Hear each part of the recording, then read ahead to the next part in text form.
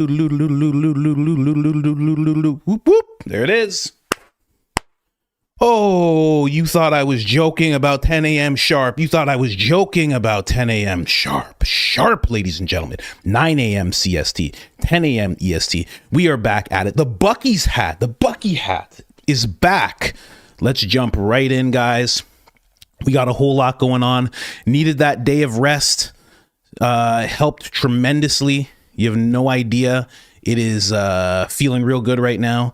And we are going to get into some stuff. Now, I just want to say right at the top of this episode, Candace Owens even commented on it. Happy 100th. We'll be tuning in. Also, can't wait to watch you and Lionel talking about Baron Coleman.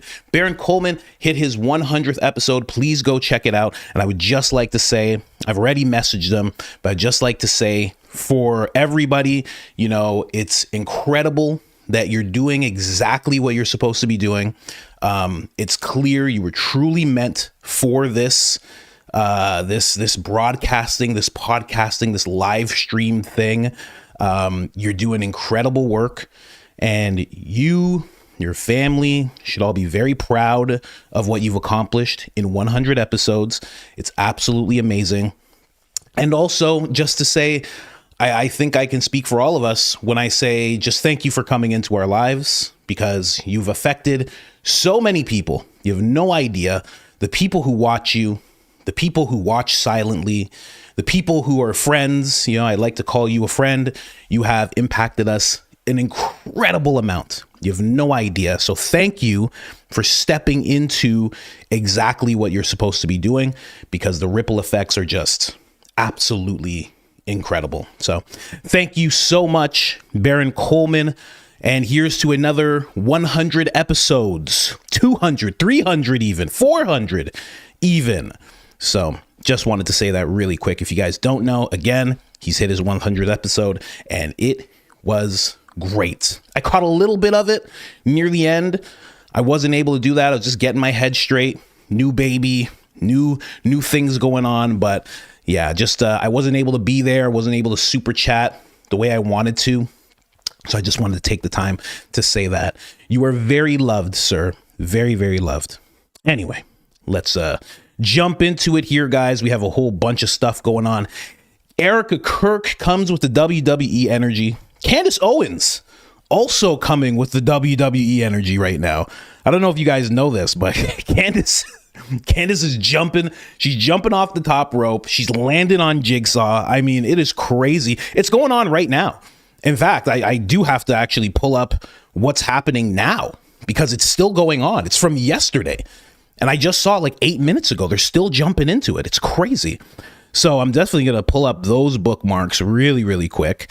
Okay, so there's a few of them there.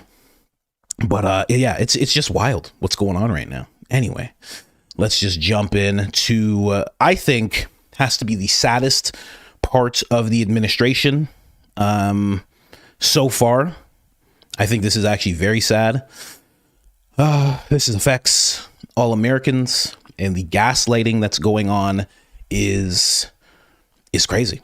It's crazy. And it also affects people abroad as well. But I mean, it's just wild. Absolutely wild. So Candace Owens had this to say. I'll read this before I read the president's little tweets or truth that he put out there. Trump is telling MAGA that we should agree to give up our rights for the greater good. He wants us to agree to allow the federal government to spy on us via FISA or FISA. I think it's FISA. Anyone still supporting this man is a fraud. He has done a 180 on MAGA and is a war hawk neocon. That's exactly what it seems like. If you guys don't know, the president had this to say. He said he's working hard with our great Speaker of the House, Mike Johnson, along with Chairman Jim Jordan and Rick Crawford, to get a clean extension of FISA 702 through the House of Representatives this week. I am asking Republicans to unify and vote together to test on the test vote to bring a clean bill to the floor. Let me just move this up here. We need to stick together when this bill comes before the House Rules Committee today to keep it clean. Okay. When the dirty cop, James Comey, The failed head of the Bureau went after me. He was using FISA, Title 1, the domestic collection, not FISA 702, the foreign collection, which needs to be extended today. While parts of FISA were illegally and unfortunately used against me in the Democrats' disgraceful witch hunt and attack in the Russia hoax, and perhaps would be used against me in the future, I am willing to risk the giving up of my rights and privileges as a citizen for the great military and country.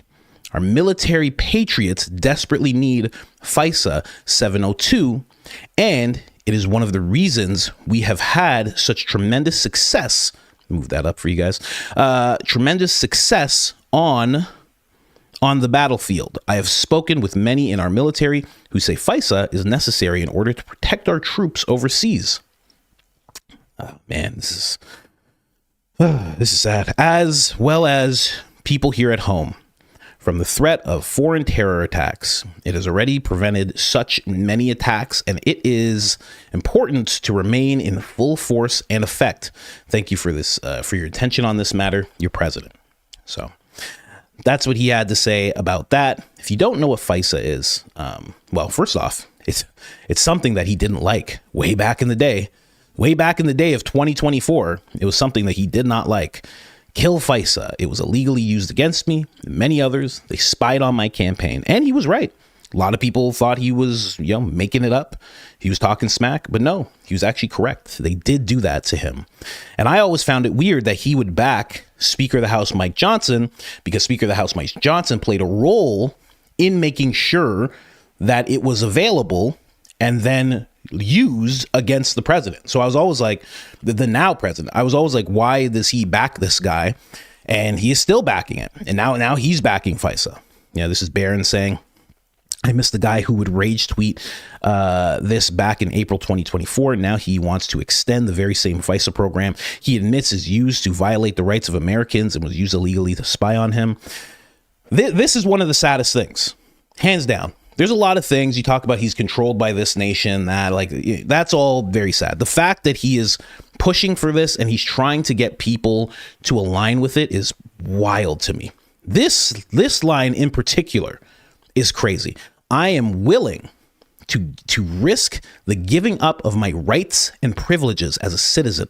Now, the reason that's so crazy is because he is trying to get whoever backs him still to get together and actually give up their rights and privileges. He's saying it very clearly as a citizen. This is a very sad thing. I have not heard Obama say anything like this. I have not heard Biden say anything like this. I've not heard a president talk like this before, trying to kind of gaslight his supporters into thinking this is a very good thing to do when it's not. It's really not. Also, I'd like to add, he's willing to risk the giving up of his rights and privileges as a citizen. Okay. He is the president of the United States. He already gave those rights up. This is why I'm saying it's gaslighting. He's already given this up. This is already done. You're the president. You don't have those things. All his communications are recorded, tapped for sure. All his movements are controlled. If he was just like, I'm going to Romania, they'd be like, you know what, sir? I actually can't have you going to Romania. Sorry. They would just be like, threat, sir. And we're your security. We can't let you go. I'm so sorry. He can't do anything like that. He's already being tapped and controlled and moved around. Even outside of the foreign nation, everybody believes is controlling him. So for him to be like, I'm willing to do it, he already has. And on top of that, he's a billionaire. I know he's a billionaire that a lot of people were able to relate to as he was running for president, but he's a billionaire. So even when he goes back into regular life, which a former president never does, he would still have the rights and privileges that would be far above the average citizen. Anyway, let's get into what FISA actually is. I guess we should just get into that. I'll give you a little breakdown so we can see it from both sides. I'll give you a little bit of Fox, and then I'll give you a little bit of another news media outlet. But check this out. Program, and it's time to get. Oh, it's on double speed. Wow. Okay. Surprise, surprise. I had it on double speed, huh, guys? With the program. Well, what is FISA Section 702? This is a foreign intelligence surveillance program that's very controversial. What it is designed to do is to pick up the communications, who is talking to who, people abroad, and understand if they're trying to do something nefarious to the United States. But sometimes it picks up the communications of Americans. And some Republicans, and a lot of Democrats as well, say that this goes against the Fourth Amendment of the Constitution, which prohibits against illegal searches and seizures. I think there are very serious privacy implications for Americans. I've said repeatedly, I think there need to be reforms to FISA. So President Trump used to oppose FISA because he was swept up in this prior to the 2016 election. But now he's imploring Republicans to support this bill and pass it soon. Does it surprise you as the chairman of the committee that this is still having trouble, even though the President of the United States has said, this is what I want, this is what I need, and there are rank and file Republicans bucking him? Yeah, well, it's a little bit surprising, but I think maybe the president's a little bit surprised by that too, but I don't want to dismiss their concerns. So there's a race to get this done before the Monday night deadline. There's a coalition of Democrats and Republicans who are very concerned that FISA could go dark and expose the U.S. to the possibility of terrorism if this program is turned off. I'm Chad Pergram, and it's time to get with the program. The title of his show is a dad joke. I love that. So that is true. These are true things. I know somebody was in there like, no, not Fox. Don't worry, you'll be okay. And then we go to NBC, which is not favorable towards the president. But this is from 2 years ago, talking about the now president. Washington, D.C., a group of House Republicans tanked a potential extension to the Foreign Intelligence Surveillance Act as the deadline looms. Supporters say it's crucial for national security. But as national correspondent Matt Golka tells us, privacy advocates and the former president say it needs to go. We want delays, obviously. Kill FISA was the order that came from former President Donald Trump from his Truth Social account Wednesday, as a fierce debate in Congress rages on with how to proceed with Section 702. President Trump used the intel from this program to kill terrorists, and we have to kill the abuses so that we can do both of those things and continue, and that's what this bill does. Trump charged that FISA was used and abused to spy on his campaign, although it was a different section. 702 of FISA is meant to be used as a tool to collect intel on foreigners overseas, but loopholes allow agencies like the FBI to search the data for info on Americans, a major red flag for privacy advocates. They wind up collecting literally billions of communications, both from bad actors, but also completely innocent people, including an awful lot of Americans. There's a lot of data that companies are collecting on gun owners, and the federal government is able to go out and buy. They don't need a warrant to look at that data currently, and that's totally unacceptable. The debate has paired up some... So that's NBC agreeing with the, at the time, former president, that this is a little too much. They're gathering up all these clips and getting their correspondents to talk about this thing, which is very surprising. But let's get into the actual nuts and bolts of this whole thing, just in case people actually don't know what this is. So FISA stands for Foreign Intelligence Surveillance Act of 1978. It is a U.S. federal law that establishes procedures for conducting electronic and physical surveillance on foreign intelligence targets within the United States. Now, keep in mind, this could also be domestic. So if you're doing something that could fall under this and you're an American, they could just look at you. And they might have to just to begin with, just to see what you are doing. This is why it's like such a, but we'll get into this. While providing oversights to protect the privacy of Americans, it was enacted in response to abuses of surveillance power during the Nixon administration, created the Foreign Intelligence Security Court to review and approve government requests, surveillance warrants. So let's just go here. FISA primarily governs surveillance of foreign powers and agents of foreign powers. Okay.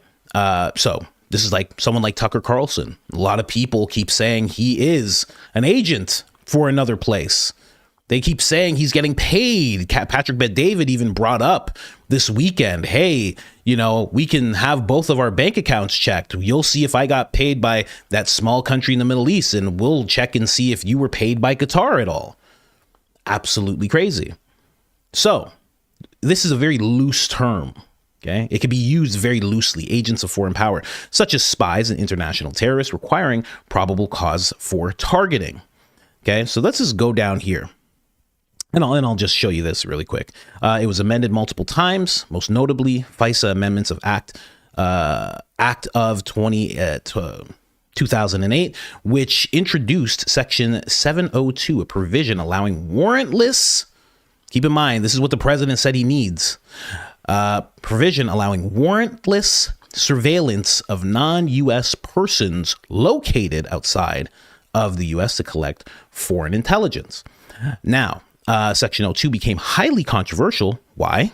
Because while it does not permit direct targeting of Americans, okay, this is right here, direct targeting of Americans, it incidentally, okay, collects communications involving U.S. persons when they communicate with foreign targets.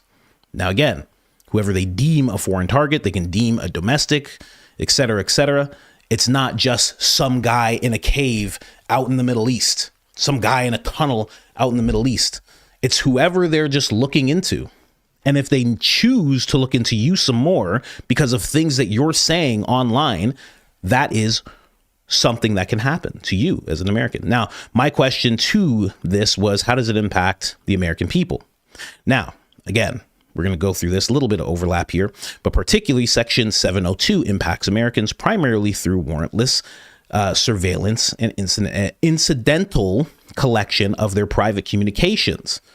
Now, that's what they're always going to be able to say. They're always going to be able to say, well, this was just an accident. Get this thing off the screen. There we go. So, although 702 authorizes surveillance of non-U.S. persons located outside the U.S., it routinely collects Americans' emails, text messages, phone calls when they communicate with targeted foreigners. This is referred to as incidental collection, but it affects millions of innocent Americans. So this is just a little bit of a loophole. Like they say, a lot of people say it violates, I believe it is the Fourth Amendment, violates the Fourth Amendment. The Fourth Amendment is, I believe it violates the Fourth Amendment, and they would be right.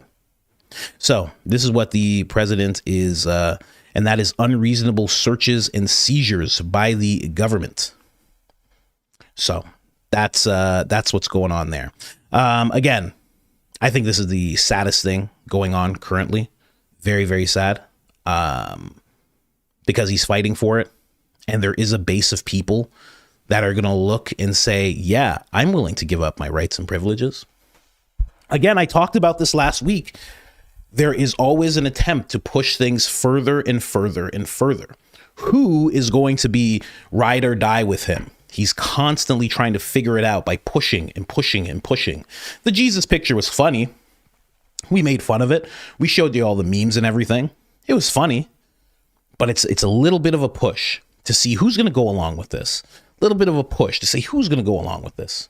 Not just the people who are paid their $7,000, but also the regular people in the world who don't get anything. Are they going to go along with this whole thing?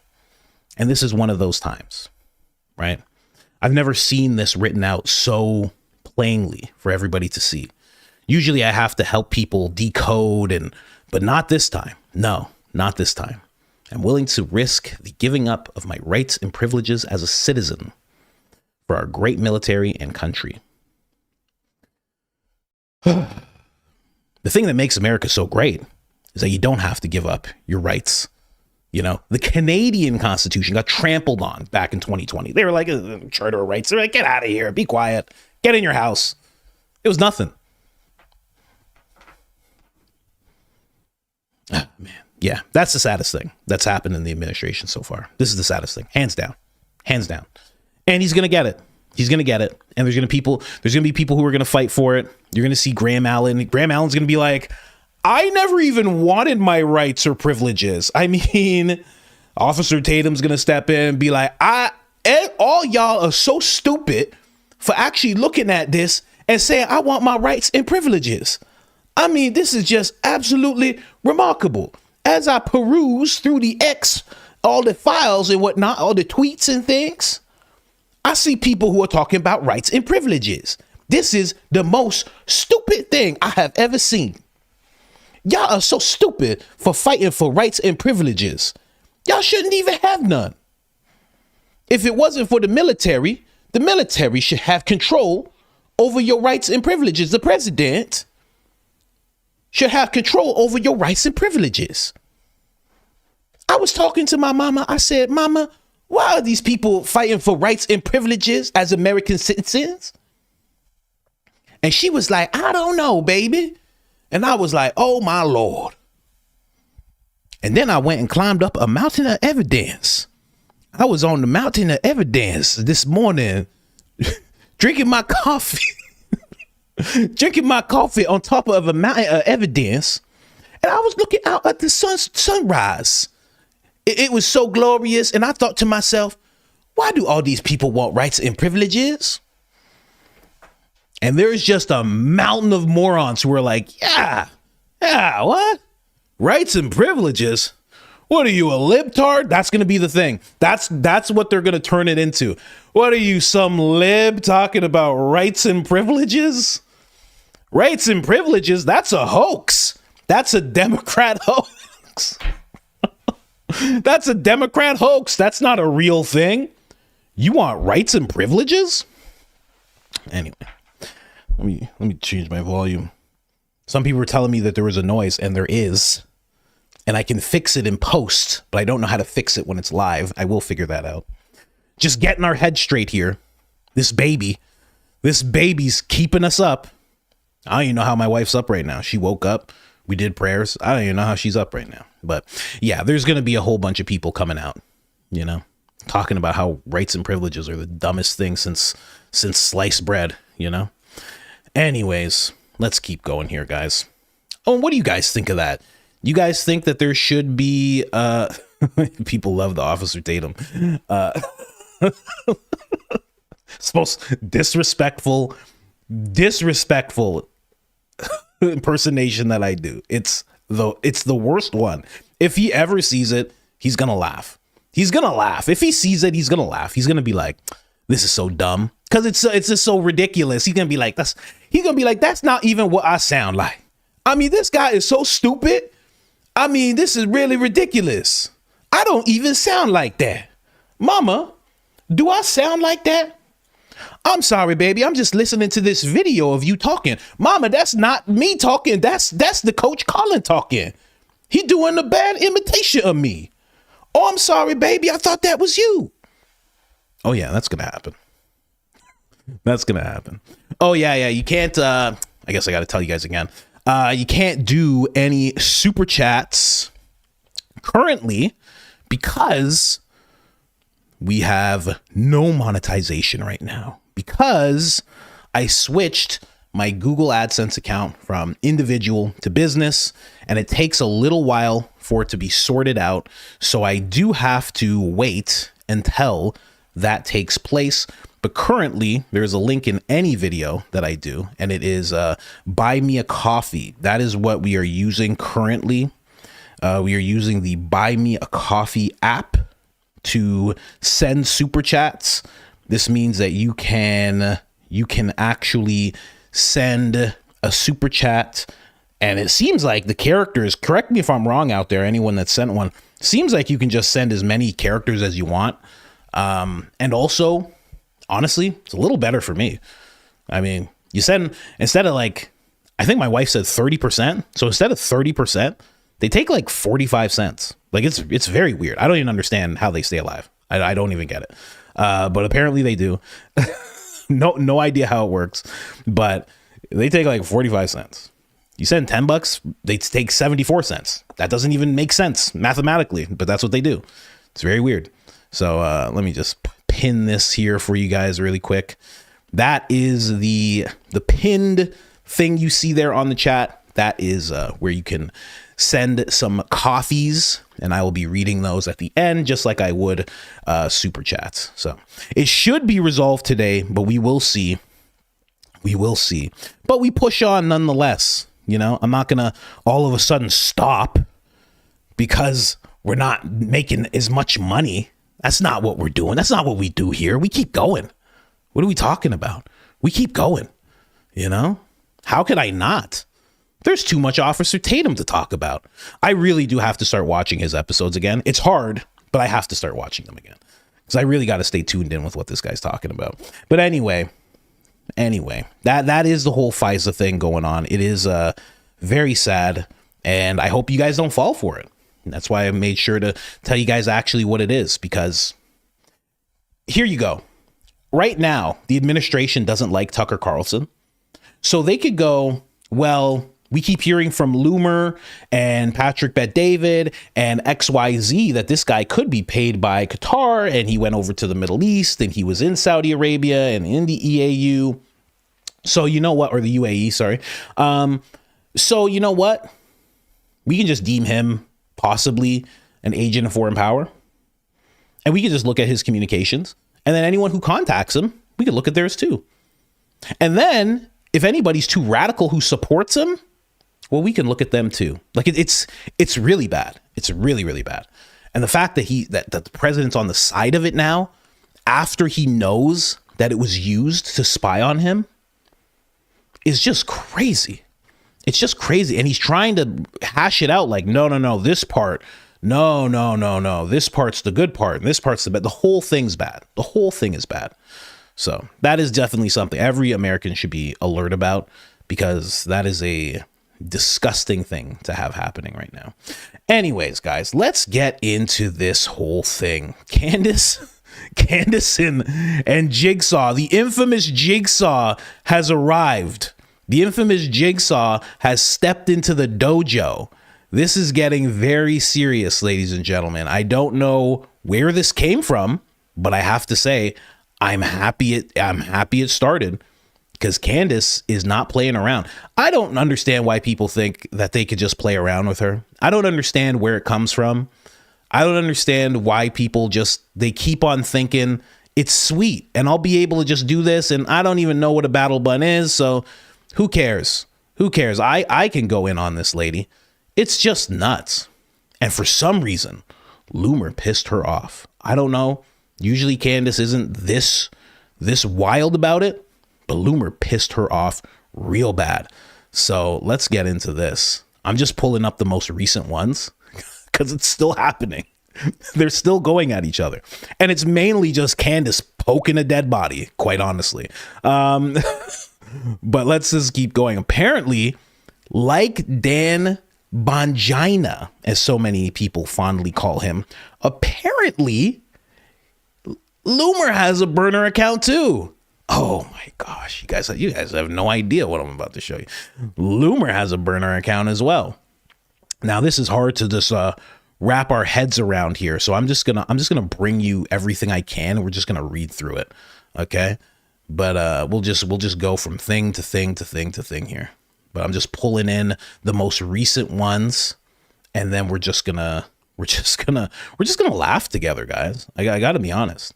Somebody said, oh man, like you bring so many laughs, like when you did XYZ. And I'm like, we're laughing together. What do you think these are fake laughs? Buddy, I'm having a great time. I'm having a ball. Anyway, let's jump in. So, I guess it kind of started around here. I think it even started before. This is April 18th. So right away, she's like, Candace, can you please tell me more about the second home you purchased, 7.8 million, and put aside a trust? Why do you have two multi-million-dollar homes in the same town? Are you and George living separately? Just like weird that I think it's because she came at her family. I think that's why Candace got so mad. Did you disclose these assets in your lawsuit with the Macrons? Are you hiding assets to avoid being held accountable for the alleged defamation of France's first lady? Should I keep going? And then tags Emmanuel Macron. This is so weird because this is stuff that she can just look up She doesn't have to do this. She doesn't have to ask Candace this. This is a tactic that she's using clearly. And Candace, of course, responds. And she goes, yes, please feel free to keep going. You're a clinical. I'm reading a lot of this blind with you guys. Some of it. This part I did not catch. You're just a clinical retard, and it's perfectly fun to watch you think you've uncovered a story about hidden assets, secret citizenships, and marriage separations. Tag the media, Larry. You're really onto something. Calling Laura Larry is just absolutely amazing. I like to call her, or, you know, whatever she goes by, Jigsaw. You know, that's what I like to do. You know, we have code words here. Jigsaw just fits so perfectly. That's why Jigsaw's in the thumbnail. Who do you think Jigsaw was? That's Loomer. But calling her a clinical. See, this is the thing. She actually did suggest, this is where it started. She suggested that Candace had dual citizenship. And Candace is like, I do not have dual citizenship. She's like, I have no idea what you're talking about. She's like, I'm an American citizen, only an American citizen. She's like, my husband is an American citizen as well. I've seen her say that in the past. George himself is an American citizen now. So that's where it really started. And she just starts going in on her family. And obviously this is because Candace is getting far too close. What did Candace recently cover? This is what you always have to do. Whenever Candace gets into a beef, you have to really look at, what did she recently cover? She recently covered, you know, Erika Kirk, but that's like old stuff. She's always covering Erika Kirk, right? What else did she cover recently? Victor Marx. Oh, and what was Victor Marx trying to get from that Fold AR company? Was he trying to get the company?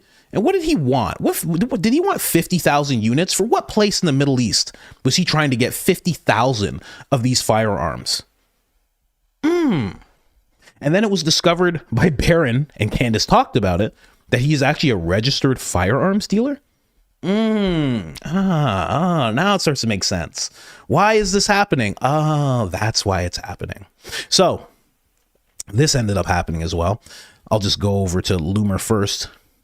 B can dish it, but she sure as hell can't take it. Come on, Candy O. I thought you wanted to play a game. The fact that I call her Jigsaw and she said, I thought you wanted to play a game. Mwah. Perfect. Beautiful. Oh, so nice. Then Candace says this back. Oh my God, I blocked a different account and Laura thought it was her real account. I just figured out Laura is running 2 accounts. There's more to this. And it seems like she slipped up just like Bongino did. The exact same way. It's so crazy. So she keeps going. Of course, she quote tweets again on the same tweet. This is how you know Candace is pissed. She's having fun, but she's also pissed. Laura Loomer is running a fake account where she posts really graphic AI photos and pretends to support herself. This absolute moron didn't realize she was logged into her fake account, which I immediately blocked. This is crazy. This is nuts. Laura, let me just go up here. And then she says, Candace keeps tweeting lies about me while I'm posting actual receipts about her. She blocked me too, so I can't reply to her tweets about me. She is a coward who can dish it but can't take it. I just found another $6 million in Candace's secret trust. Who cares if she has a trust? I don't understand. I want a trust.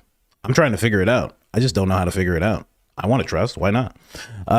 She is so mentally disturbed, etc., etc. Last week, she said I was a That Place agent and a foreign agent who is that place first, which she is 100%. She can't keep up with her own lies. I don't care because I have actual receipts. LOL. The LOL. PS, that picture of her husband and Milo isn't AI. Homegirl is seriously coping. This is amazing. So then Candace actually responds. This is all just going on X. Candace has the biggest podcast in the world, arguably more powerful than Joe Rogan in the media space. Definitely more powerful than anybody else you can name, but arguably more powerful than Joe Rogan. Because Joe Rogan, a lot of people are starting to call him out, but also he doesn't use his voice as fiercely as Candace does. So I would actually rank her a little bit above him, a little bit. And and as you can see, her podcast sometimes actually trumps his in terms of actual eyeballs on the podcast. So the fact that she's just doing this just on a weekend is absolutely amazing to me. Laura, you aren't blocked. Your other account is blocked. You can't pretend I blocked you. I'm right here. And the reason she's saying this, for those of you that don't have X, if you block someone, you can't comment on their posts. You can't see their posts. Like you won't see anything from them unless somebody retweets it and like tags you in it or something like that. And even then, you still won't be able to comment on it. Believe me, I know that because sometimes it happens with me and George Webb because he blocked me a little while ago because I asked him 2 questions. Let's keep going here. Then, of course, Micro Mark steps in. Micro Mark and Dom steps in. Dom back to saying developing. Dom, you're going to get kicked off X for doing this. You got to stop saying developing. What's going on with this guy? So basically, Dom, who is not a shill whatsoever, is not even remotely a shill, is actually backing Loomer and saying that Candace got Loomered, which is a very interesting. Is there any sound on this? Oh, just music. Dom has stepped up his game. He is now creating his own content. Good for him. He is he could be a great commentator one day, you know, but he's too busy being a billionaire from saying things like breaking. So let me just see. Oh, let me just see here. Oh, somebody new. This post is brought to you by BB Bucks. Oh gosh. Who said that? I don't condone that. I don't know that that's true, you know? Candace Owens then commented on that right away. She was basically saying to Mark Levin, she's like, this is like what you're going to repost. Like this is what you're stooping yourself to, that you're reposting Dom of all people, who's known to post a lot of fake stuff. Then we get into this whole thing. The fact that she accidentally Loomered herself is absolutely wild. 1000%. This is 1000% is Laura Loomer. It was the only account I blocked, and she instantly replied how creepy she actually just supports herself on the account. This is incredible. So basically what happened when I'm talking about Dan Bongino, I should give you guys an update for those of you that didn't see the episode. Basically, Dan Bongino has a burner account, allegedly has a burner account called Terry Tinfoil, which I think that's a great name, actually. Terry Tinfoil. And Terry Tinfoil got blocked, or sorry, someone said something to Dan, and Dan responded on the Terry Tinfoil account.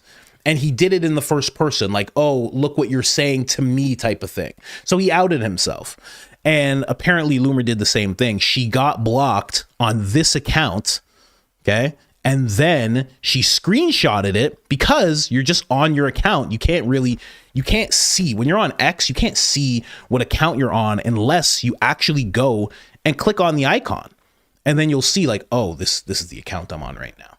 So she screenshots this and then puts it up, not realizing that what she's putting up was actually a block from the other account. So she just completely outed herself. And this is the account that is supposedly, allegedly her, I'm a boy. Oh, that just, and what is it? Tito, I'm boy. Wow. You know why that's so crazy? Because so many people think that she's a boy. Oh, that's wild. Hold on. Let's look up this account. Shall we, ladies and gentlemen? What is this? Tito, I'm boy. Let's no. Don't go to my DMs. Jeez. Tito, I'm boy. This is all weekend tea, ladies and gentlemen. Grateful American. Oh, fantastic. Oh yeah, this is a burner account for sure. Oh yeah. Oh, you know, anytime you can tell accounts either like some weird foreign account or something like that is when you see not only when it joined, if it's like super recent, but then also the fact that it doesn't have any websites. It doesn't have any websites, doesn't have any links. It means that they're either just doing it for the love of the game, you know, regular citizen, or it means that they're being paid some other way because X pays absolute dog-ish. It's terrible what X pays. So like the fact that they don't have a buy me a coffee link, a PayPal link, a Venmo link, anything is very suspect. You can always look for that. And then this person 49 minutes ago is posting this about Candace. Wow. This is her burner account. So they're saying Candace is full of ish. Groypers joined the... Wow, this is for sure. I can't even show that one because it's somebody shooting a firearm. I won't show that one. Oh, and that one's a monkey touching itself. I'm not exaggerating. This is crazy. This is nuts. Oh, this is full. Oh, I can't. This is all really graphic stuff. Oh my gosh. This is a fake. This is an image of a woman holding a fake, you know, like a you know what I mean? A fake one, right? Like a dill. I'll just say a dill, right? And it's this big and it's this thick. This is all very weird graphic stuff. Very, very weird graphic. And she's like pressing it like this. She's lifting it like that. This is gross. This is gross. So I'm going to jump off this account real quick. But it's for sure, in my opinion, this seems like it's Laura Loomer. We keep going here. Sam Parker, friend of the show, supposed to be on the show very soon. I wasn't sold by Laura Loomer's first 26 posts about Candace Owens. But on the 27th, in just 48 hours, she has finally convinced me that Candace is wrong about everything. Thanks for your dogged perseverance in the face of adversity. Larry, I now agree that Tyler Robinson acted alone. Erika Kirk and Turning Point haven't ever lied about anything. And that this place is our greatest ally. This is crazy. So what he did here, and this is a thing that you can do when you're on X, you can just say, how many times has this person tweeted about this person into Grok? And Grok will tell you exactly how many times. So 27 times in the past 48 hours. That's a job. That's a job. You're doing a job. That's what's happening there, you know? Then Candace, of course, replied and said, you know what they say, the 27th tweet's a charm. Wow. So much going on here. And then we go into more of this. So we already played that one. Then we go into this. So this is Candace saying that she's delusional. This is just happening like just hours ago.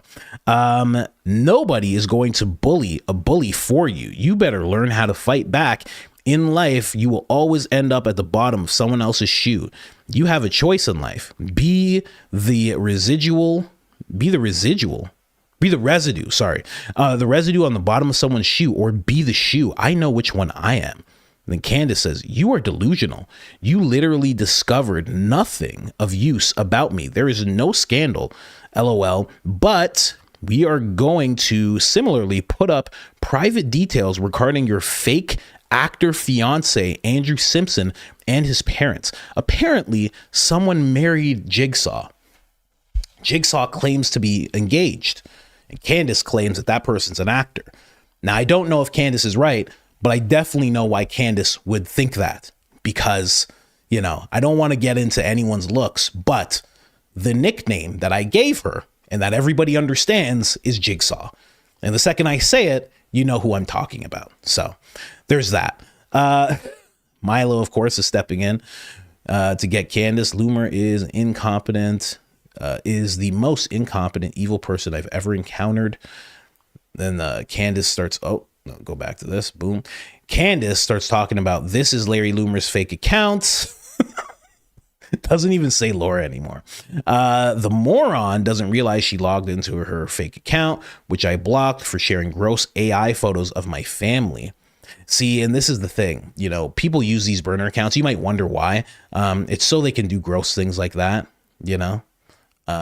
Then she reacted on her real account and complained that I blocked her. Tito I'm boy is Larry Loomer. Of course, I already showed you the account. This is what she's showing everybody. Even this guy got blocked right away. People are starting to realize it and they're starting to talk about it. And now this Tito I'm boy is starting to block everybody, which wouldn't really make any sense. If you were just a regular troll, you wouldn't really be blocking anybody because you'd just be like, bring it, bring all of it.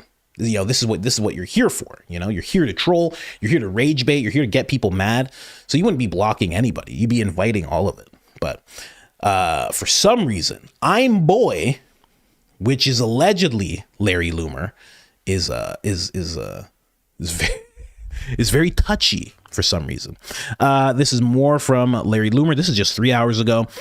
Candace Owens is about to have the week she deserves. Today, I am being put in touch with Macron and Brigitte, their lawyers. Turns out I know that type of lawyer who knows another that type of lawyer who knows somebody. You mean you work for the Pentagon? Is that what you mean? Just in case you guys didn't know, she actually works for the Pentagon. She's actually, I think she has, I don't know if she has an office there, but she is one of the reporters, and she gets to go into the Pentagon and talk about anything that needs to be talked about. So there's also that. Literally a higher position than Graham Allen. Just so you understand what we're talking about here. Basically, she's just showing blah, blah, blah. She's just showing messages. She's going to be put in touch with their lawyers. Now, this is something that is actual, in my opinion, because if you don't know about Loomer, she recently, not even recently, this maybe happened a month or so ago. She is the fire starter between Tucker and the president. She actually gathered up every single thing that Tucker has ever said about the president. And because for some reason, I don't know why, maybe it's this foreign country she's connected to, allegedly. But for some reason, the president takes her appointments and he sits down with her. No idea why. Just an unhinged person. I mean, it would be as weird if Candace was like, I'm sitting down with the president today and we're going to talk about a bunch of stuff. You'd be like, what? What are you talking about? Not that Candace is crazy, but it would seem nuts to you. You'd be like, he's sitting down with you. He just called you a flailing hand loser and a low IQ person. Now he's sitting down with you. So for some reason, the president sits down with her and she brought him all this information about Tucker Carlson. And then you saw the president slowly start to sour on Tucker Carlson and start to attack him. Tucker Carlson had no problem with that because he just responded in kind, and his responses were better, in my opinion. But she does get in touch with very high up people. So that's not a thing she's making up. She probably is going to get in touch with the lawyers who are going against Candace. She's going to bring up, I guess, assets that Candace has. If they're in a trust and she's married to a British lord, I don't think that they're going to be able to get it. I'm just putting it out there. I know we don't talk about George in that way that much. I feel like he's going to be connected enough that that's just not going to happen. Like, nothing's going to happen. They're not going to be like, we want your $6 million mansion. He's going to be like, this has actually been in my family since the 1600s. You understand? You're not going to be touching any property that is in the farmer name. You understand, really? Right? You can have fun. My wife likes a lawsuit here and there, and that's all fun and good. But you will not be touching any estates. You understand? You know? King Charles is going to call up the Macrons. I'm going to have to ask that you and your husband, please stop. Emmanuel, you and your husband are going to have to stop contacting the farmer estate. You understand? That's going to have to stop. Yes. I will send all sorts of people.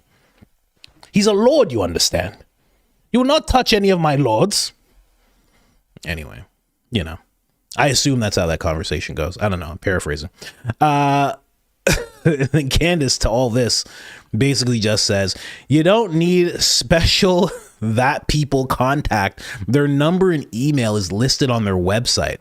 Let me know how it goes. You would be the greatest thing to happen to our defense. Please, oh, please join their team. That's also true too, right? You get into a mix with a crazy person. Next thing you know, they're just gonna think you're crazy too. So when did this take place? That was recently as well. And this is Candace and Liz Wheeler. I'm telling you, Candace just had smoke for everybody. It was wild. We haven't even gotten into the Tyler Robinson stuff yet. She went nuts on that too. Anyway, Liz Wheeler. I'm not even gonna read all this because this is Liz Wheeler, and I'd rather watch Officer Tatum episodes on repeat, double speed, than read a whole paragraph from Liz Wheeler. It's very important to note what tactic Candace is using here and why she's deliberately misrepresenting my words, blah, blah, blah, blah, blah. And there's no retweet here, so we'll just go to what Candace had to say. Candace says, "Do not lecture me. You intentionally misrepresented the report and got community noted, sort of like you intentionally misrepresented the context of the J.E. binder back when you were playing the part of a Bondi girl." A Bondi girl. Candace is funny. Candace is really funny. There is not a shred of proof that Tyler Robinson's weapon was even fired that day. The ATF did not hand over any analysts or data to the defense, despite your claim to the contrary. Yet, despite this, you wrongly convict Tyler when you describe it as the gun used to kill Charlie Kirk.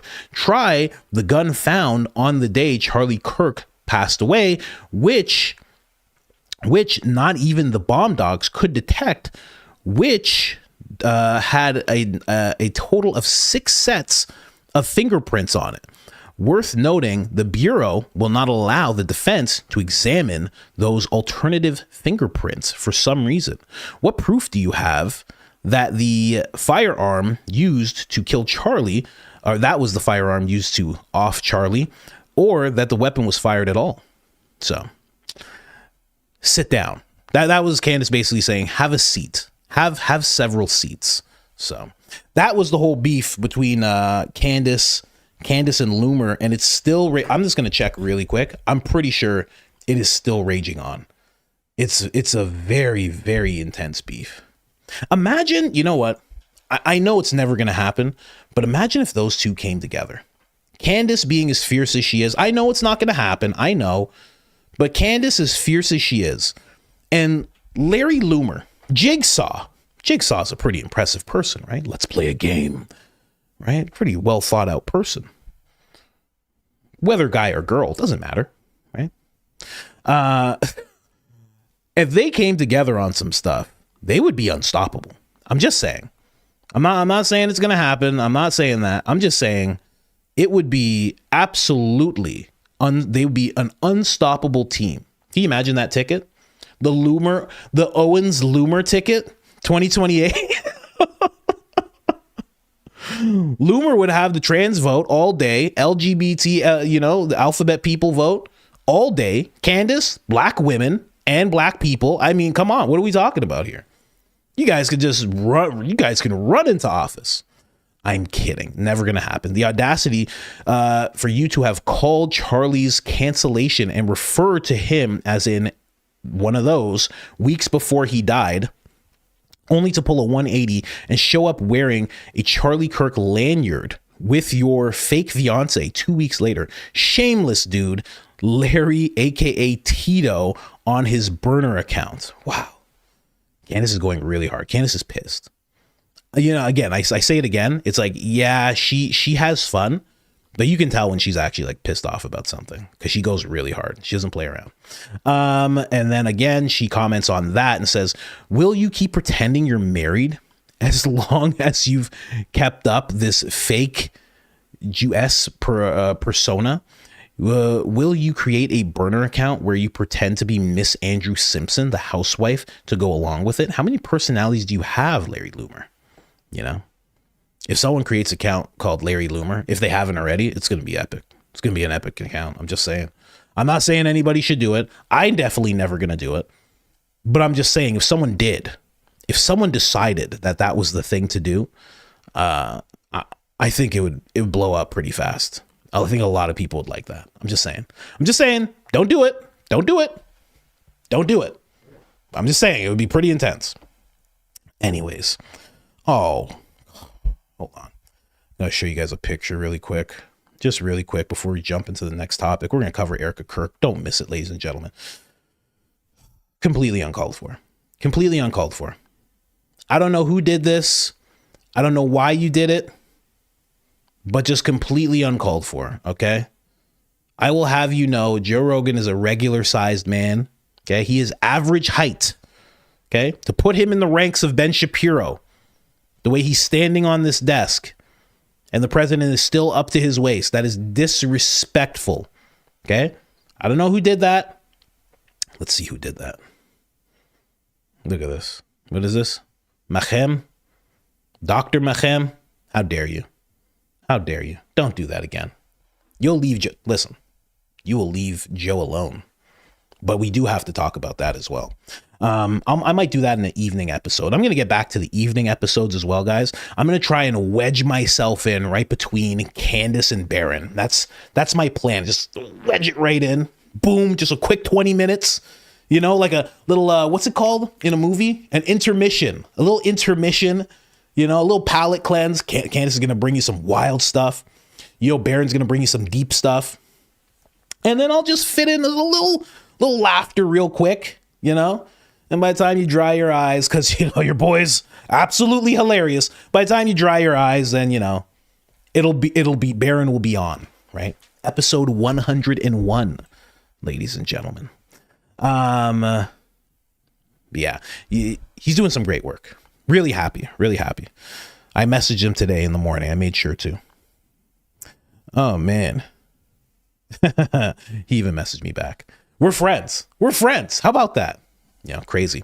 Also, if Lionel's watching, I did receive your email and I'm going to respond as soon as I can. I've just been very, very busy. But you guys can expect me to be on Lionel's show. Just letting you know before we get into the next topic. Lionel has requested that I be on his show. Hopefully he'll be on mine sometime, but he wants me on his show and we're going to talk about a bunch of stuff. No idea what we're going to talk about. No clue. But we're going to talk about something. I have a lot. Listen, I'm going to be on his show, but I'm just saying right now, I'm not going to take over the interview, but I have a lot of questions for him in terms of Charlie Kirk, Erika Kirk, Tyler Robinson, all that stuff.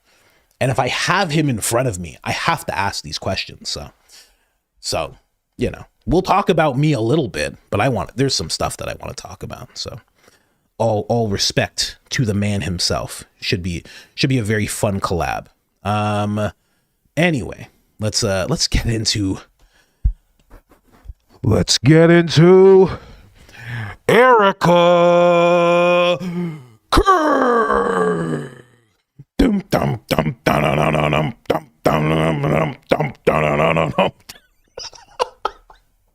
Did you see this? Did Baron go through this? Did you see this speech? I got to make sure that I have, we're going to watch the actual speech, but I mean, the intro alone, I could talk about for days. Erika Kirk.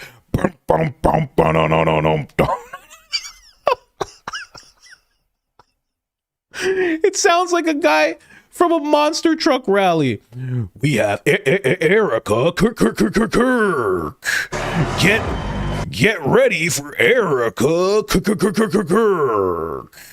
Let me just throw that in there. We're gonna be talking about Erika here.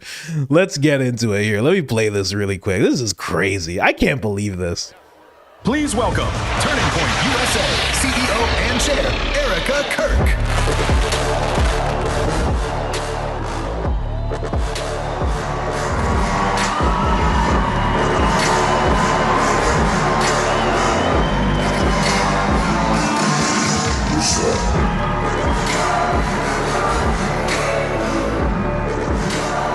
I mean, the most evil instrumental you could possibly play near the end. Ho, ho, ho, ho, ho, ho.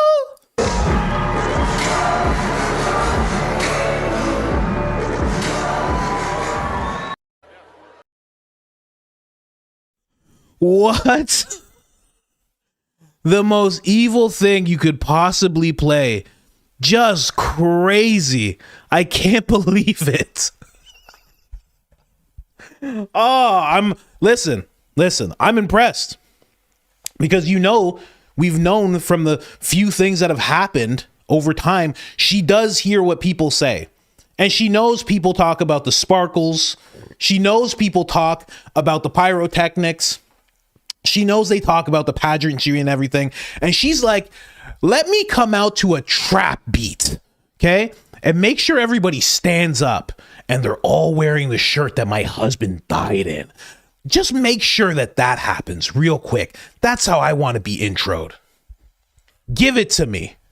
Can we have pyrotechnics? The venue's just too small for pyrotechnics. Damn you guys. Damn you guys. I guess I'll come out. I want the hardest trap beat possible. I want the beat made by Dr. Dre. Get me a Dr. Dre beat immediately. That's what I'm coming out to. Ho, ho, ho. That's that little vocal thing. That's what movies play when Satan steps into the room. Am I wrong? Any movie you've seen that's about like demons and Satan and evil, that's the thing they play. Ho, ho, ho. No good thing comes into the room when you hear that. I'm playing it again. Are you kidding me? What are we talking about?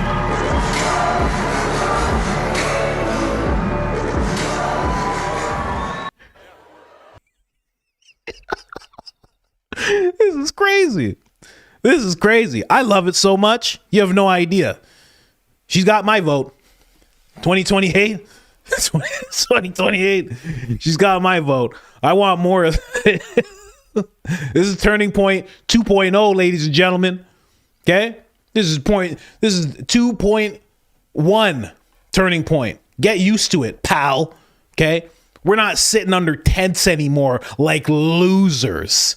Huh? We don't do that anymore. We come out to trap beats. We come out to gangster music. You kidding me? Please welcome Turning Point USA CEO and Chair, Erika Kirk.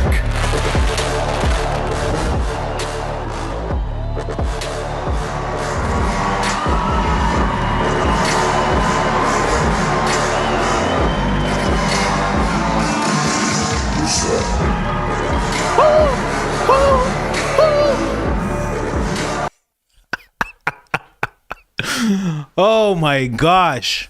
Just incredible. Good for her. Good for her, man. You know? Someone said Darth Vader walks. Someone said don't play it backwards. You play it backwards.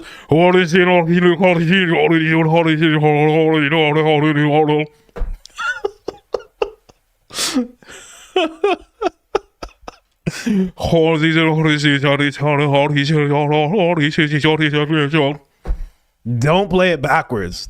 You're 1,000,000% right. This is crazy. Oh my god. There's 10 other tabs. I can't even get past this one. This is crazy. This is nuts. You know that music, it's the darkest like 808 type of, it's so dark. That's the type of music you don't put headphones on. You don't. Because there's backmasking and all sorts of crazy stuff. You don't put headphones on for music like that. You'll come out a different person. Are you kidding me? And Drewski was lying. Drewski's a problem. Was it really a problem? You see what I mean? This is the beauty. Okay. For you guys that didn't know about Drewski before, this is the beauty of what he does, is that the sketches that he does, they become more true as time goes on. You see it at first and you go, huh?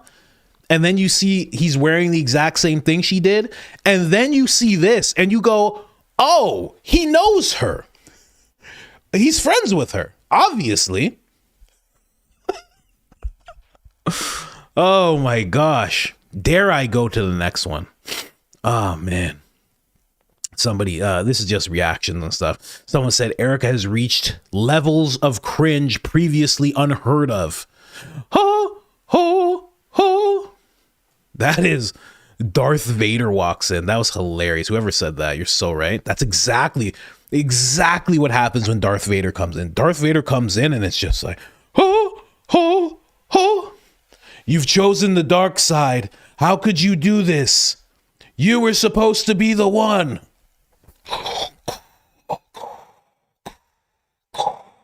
My husband's dead.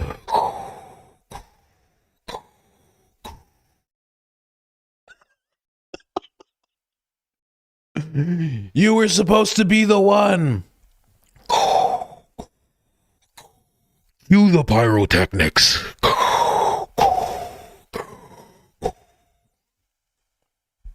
Anyway, Vinny had this to say. I honestly thought Dwayne The Rock Johnson was about to come on stage and ask the audience if he could smell what he was, if they could smell what he was cooking. I mean, come on. Not even Dwayne The Rock Johnson would come out to anything that dark. They would play that music for Dwayne The Rock Johnson, and he'd be like, he's like, I like the, you know, he's a super positive guy. He'd be like, I like the way you guys are thinking, and I really like how loud it was and everything, but can we just bring it down? Just a little less Satan and a little more pageantry. This is supposed to be about America. So can we just have a different song come out? I think that would be the best thing. Just bring the Satan down like 5 points. You don't have to take the Satan out completely. Just bring it down about 5 points. Okay? Because right now we're at 11. Let's get down to a 6. Okay? Is that all right with everybody? Dwayne The Rock Johnson wouldn't come out to that. You kidding me? Especially when he runs for president. What happened to Dwayne The Rock Johnson running for president? You know? What happened to that? Give me that. Don't give me Erica running for president. Don't do this. Come on. Bring The Rock. Fine. Let's hear his foreign policy. I don't care. Off the top rope, people's elbow onto Putin. Fine. It was outlandish before, but now it's 2026. Fine. 100% okay. Bring him on in. No shirt when he does press conferences. Just bring him on in. Forget about it. You know what I mean? Let's not do this. He doesn't go to the White House. He just gives every single press conference from a wrestling ring. Fine. I don't care. He's body slamming people in Congress. Completely fine. Completely okay. Just don't give us Erica. Give us all of that. I'm completely fine with The Rock coming in and just, you know, just with the fake punches, just I'm completely fine with it. Bring me that. Both sides approached him before 2024. Come on. You went from The Rock to Erica?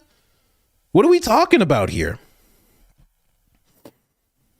Anyway, you know, sorry guys, get a little passionate. They're all actors. Exactly. Someone said they're all actors. Exactly. So just bring me The Rock. He's a better actor than Erica.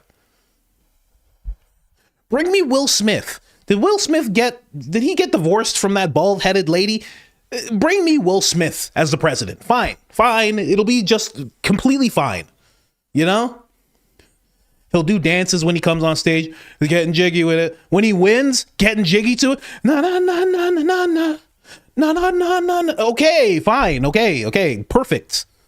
Don't bring Erica. This is getting crazy. What are we talking about here? Just don't bring me. Don't anyone else. This is nonsense. Bring Ivanka. Just ice running through her veins, you know? Just calculated ice running through her. Fine. Bring her. Why are you bringing us Erica? This is crazy. Anyway, Fleet apparently fixed it.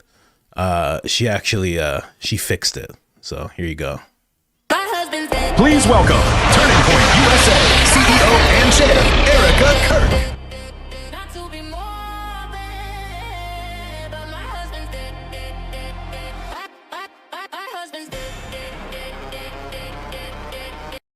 What's the difference? I know you guys are laughing. What's the difference? What's the big deal? What's the big deal? She fixed it. She kind of did. It's more upbeat instead of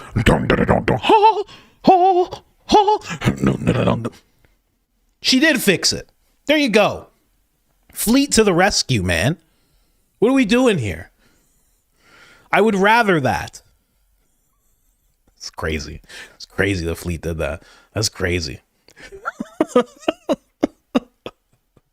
Fleet is not even a commentator, and Fleet's gonna get a cease and desist letter. Fleet's gonna be the first person who does not do a live show that is going to get a cease and desist letter. They're gonna be like, you have to stop what you're doing, okay? This is you have to stop immediately. We don't know who you are. You have to immediately cease what you're doing. And then she'd make a song about it. She'd make a song And the lyrics would be what is in the cease and desist letter. And it would just be like, and her and Lance would put it out on an album. And then what could you do? You know, you just have to bop your head to it. Yeah. Oh my gosh. Just crazy. Oh, nuts. I can't even, but we haven't even started listening to it yet.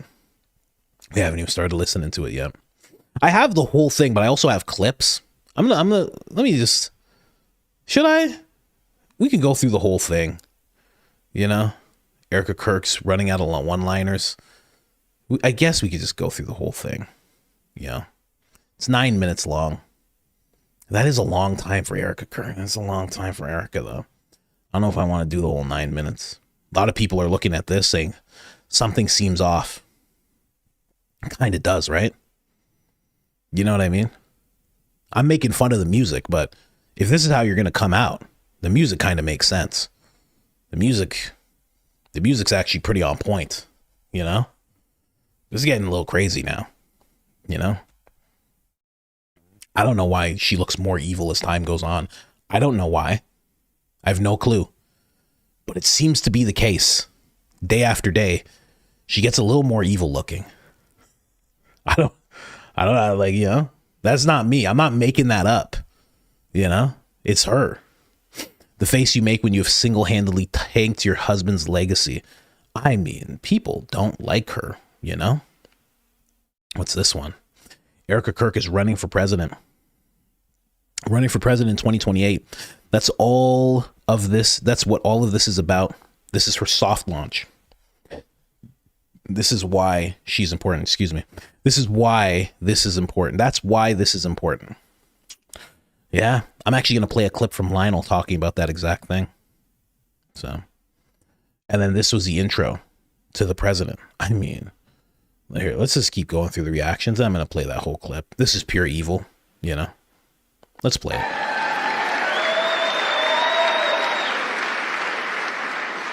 And now we have to show up again with 80 to 90% voter turnout in the midterms and fortify the red wall for the next decade. That's what we need to do.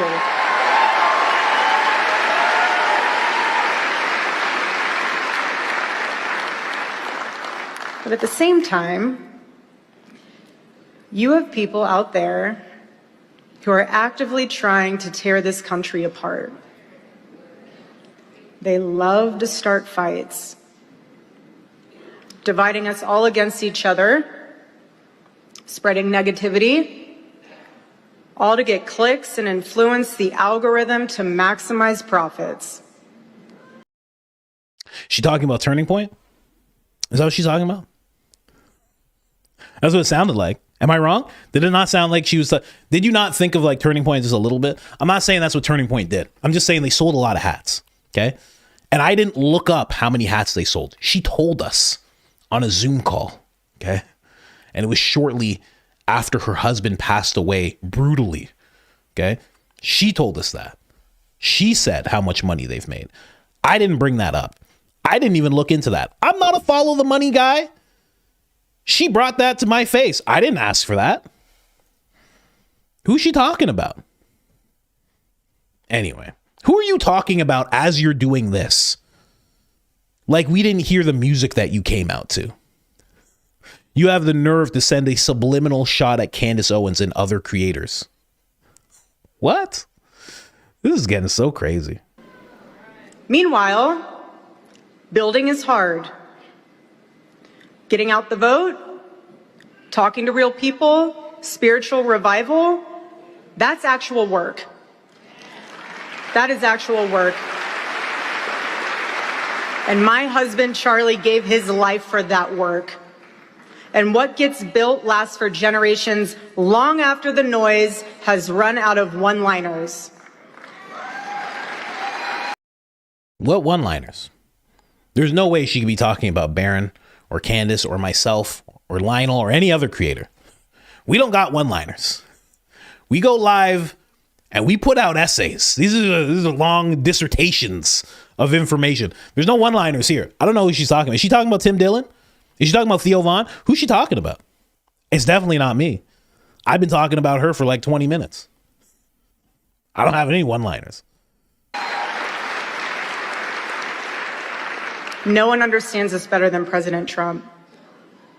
No one. No matter what they throw at him, he perseveres in the face of adversity because the mission is too important.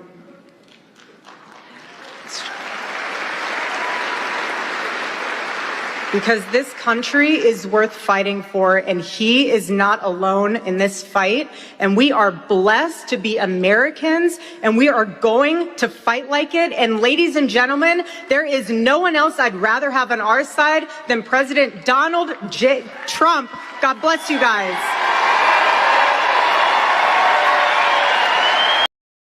Build the red wall.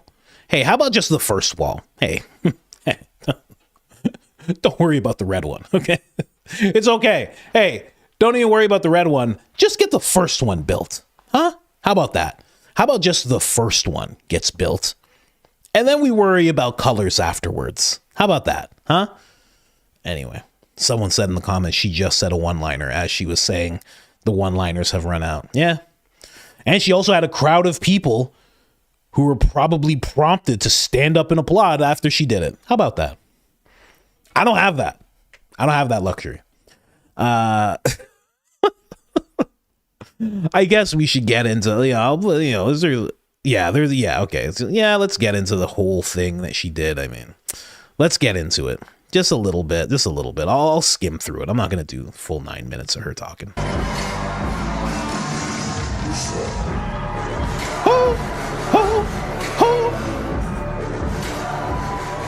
Like evil Tucker Carlson laugh.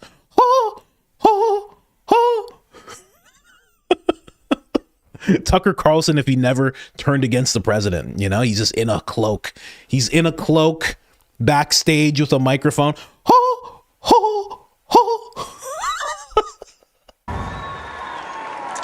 Welcome. Look at this crowd.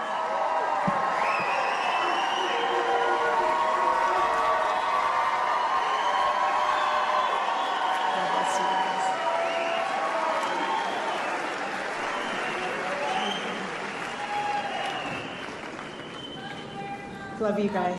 Someone said kiss the red wall, and that is an excellent comment. I don't read all the comments, but kiss the red wall. That's exceptional. Good job. Whoever that was, good job out there. Keep it going.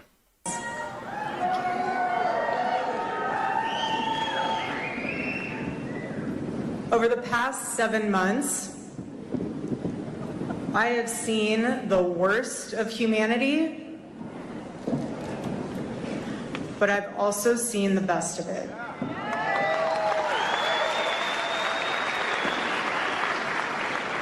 And it's reminded me that every day when you wake up, you have a choice to spend your days focused on what's broken, or you can recognize our freedoms and fight to protect them.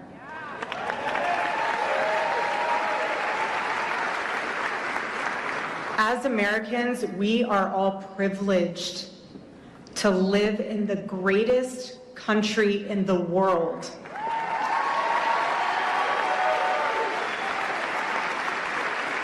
Is it perfect?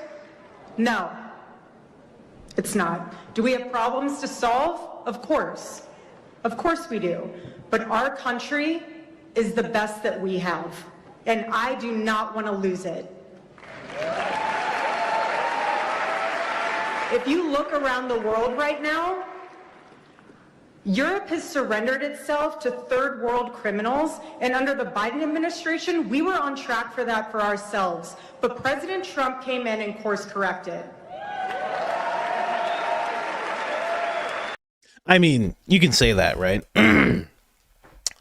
I don't truly have a problem with the guy, but in the face of what she just said, I could just say, Mondani. I mean, I know this whole crowd that's in front of her doesn't like Mondani. What are we talking about? You're talking about the UK, talking about Canada, Mondani.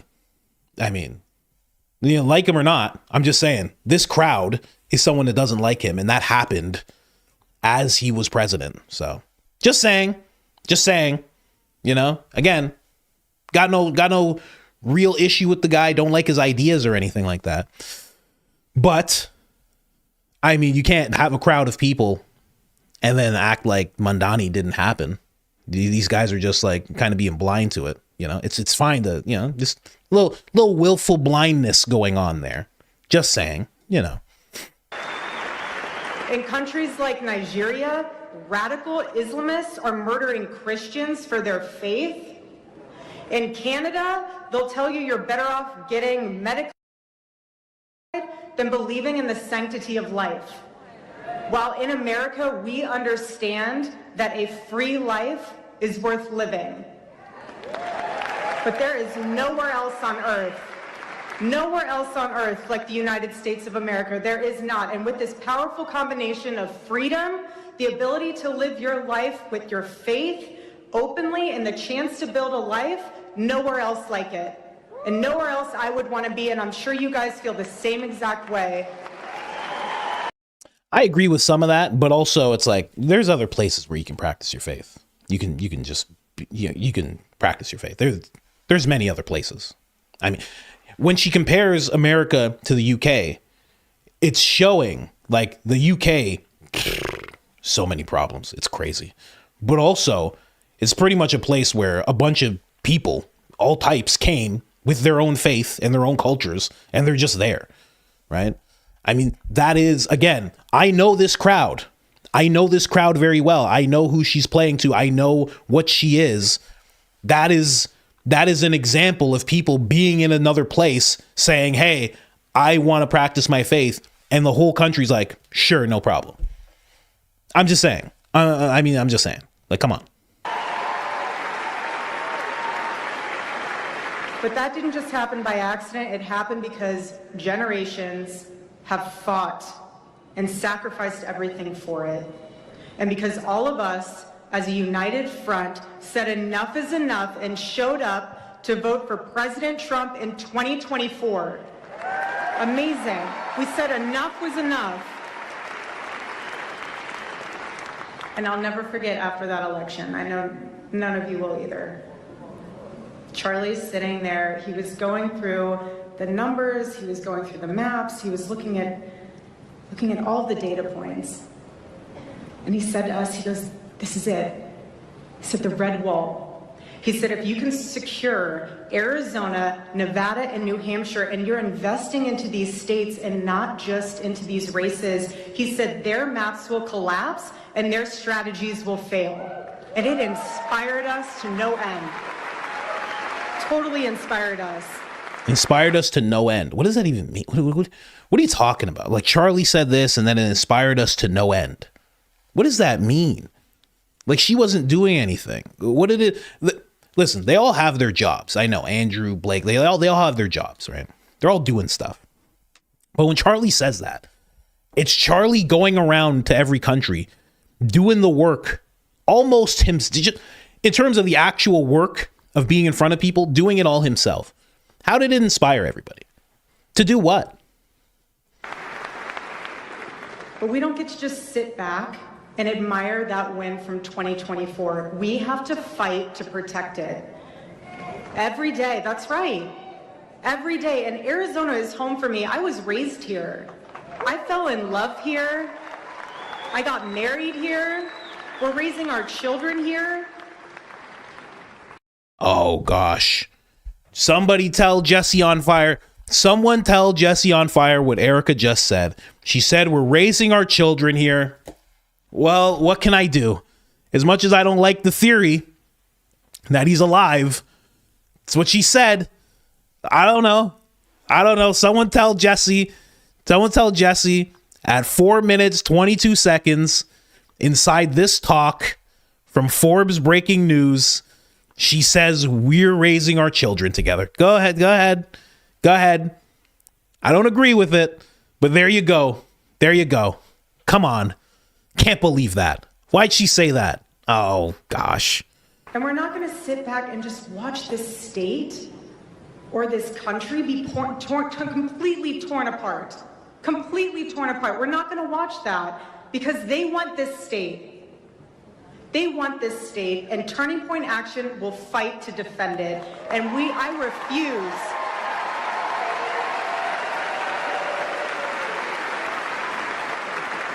I refuse to let California become Arizona. Not happening. She refuses to let California become Arizona. She messed up, right? She meant it the other way around, right? That's for sure what that was. Because that doesn't make any sense, right? Am I tripping out? I'm pretty sure I've been listening this whole time. She said Arizona was great. She got married there. She and Charlie are raising kids there currently. Jeez. Someone tell Jesse. Good God. Can't believe that. And then she says she doesn't want California to become Arizona. Okay. Listen. She's no speaker. Okay. She's no speaker. She's no Charlie Kirk. She's no Candace Owens. She's no Lionel. She's no one except for all these people that they put in front of her. I'm not saying that these people are bussed in, but I do compare her to Kamala Harris quite a bit. I do that quite a bit. Not happening. We don't want Arizona to elect people like Eric Swalwell. No, we don't. No, we won't. But I will say, unfortunately, we do have his best friend, Ruben Gallego, here, so we have some work to do. But seriously, though, I do not want a country to look like the protesters outside who are celebrating the murder of my husband. I do not want a country like that. Man, I said it before, manufactured Messiah. Look at that. They'll just keep on clinging to that. I shouldn't say clinging to it like it happened, 10 years ago, It's not like when RFK continuously brings up his uncle and his dad all the time. But it is his uncle and his dad, just like with her. It is her husband, so but it's like it's an emotional thing that she's pulling. They're celebrating what happened to my husband. It's not what they're doing out there. They don't like you. And also, the people who are protesting her, we've been revealed by Candace, they're not even people who are on the left. It's not the lunatics on the left, quote unquote. It's not even them. It's people who are on the right, the people who are conservative, who are actually protesting her coming to events, having events in their town, in their schools. So, anyway, let's skim through this a little bit. This has been too much, Hold on. And now we have to show up again with 80 to 90% voter turnout in the midterms and fortify the red wall for the next decade. That's what we need to do. You see that little twist, a little manipulation there? It's like you bring up your husband, you get that emotional string pulled, and then you say, and we have to do this for midterms. She sounds just like Tim Pool. Tim Pool's like, can we stop talking about Charlie Kirk? He was my friend. And I know that if he was alive, or if he could speak to us from beyond the grave on top of a Ouija board, he would manifest in front of us like a ghost. And he would say, stop talking about me and please concentrate on midterms. He would be like, I'm gone. Please stop trying to figure out what happened to me. Please leave BB alone. That's what he would say. Anyway. Us all against each other, spreading negativity, all to get clicks and influence the algorithm to maximize profits. All right, that's enough. And then she ends it off by introing the president, and he comes in to his own WWE type of thing.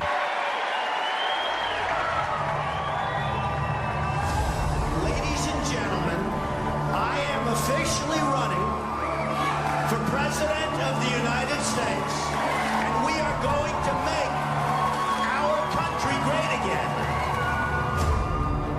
Donald Trump swept. This is crazy. The intros and everything they're doing, it's so crazy. Who said that's a good idea? Ladies and gentlemen, we have Donald J. Trump. And he comes out like Ric Flair. He's like, He's like, I'm a jet flying, Rolex wearing. Comes out just like Ric Flair. You kidding me? It's getting ridiculous now. That's my TED Talk. That's my TED Talk about Erica. What can I say? I don't know what else could be said. Oh, I guess we have to go to Lionel now. We have to go to Lionel's little talk about this here. Where do I have this clip? I know I have it pulled up for us. We got 8,200 people in the chat, ladies and gentlemen. I know Black Poppy. I know Black Nunca. Let's get into Lionel's clip here. She's running. Lionel right away. She's running. And I think he's right. When you watch a speech like that, Lionel released this 16 hours ago. So it was just after Erica making that whole little speech. And he's right. I mean, that's what it seems like. That whole thing. I know a lot of you guys didn't like watching that. I get it. But I mean, this is what's going on. They're positioning her like that for a reason. It's not for her to stay CEO as Turning Point. It's not what they're doing, because all this would be unnecessary. They're having her give these speeches and talk about this whole thing because they want her to run. That's what's happening right now. If they're willing to go to Dwayne "The Rock" Johnson, who's put in he's not even thinking about running.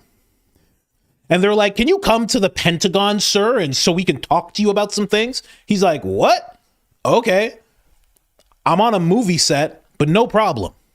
I'm on the set of Fast and Furious 47, but sure, I'll come and check it out. If they're willing to do that with him, you think Mr. Wachuka wouldn't call up Erica and be like, listen, you ever had any aspirations to run? And she's just like, I actually have. And now that my husband's gone, I can actually do it. How about that? You can't have a single lady be president or vice president. I'm just saying, you can't really. You know, they need to be family people. Every president, vice president, they have to be family people. They have to have like a whole thing going on. Who's she going to marry? Cabot? Is it going to be Cabot? Cabot's going to be, first man?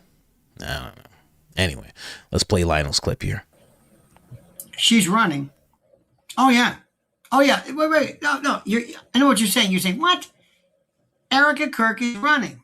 She's going to run for president. It'll be this time. This might be a soft run, 2028, whatever it is. She's running. And you're thinking to yourself, wait a minute. You got to be crazy to run. You got to be delusional to run. You've got to be, starting to make sense? Let me explain, my friends. But first, this critical word from our sponsor. Last year, we talked about Alaska, a powerhouse of... That was incredible. That was incredible. I promise you, okay? I'm promising you guys that if I have a film that I ever get to do, I am going to have him narrate some part of it.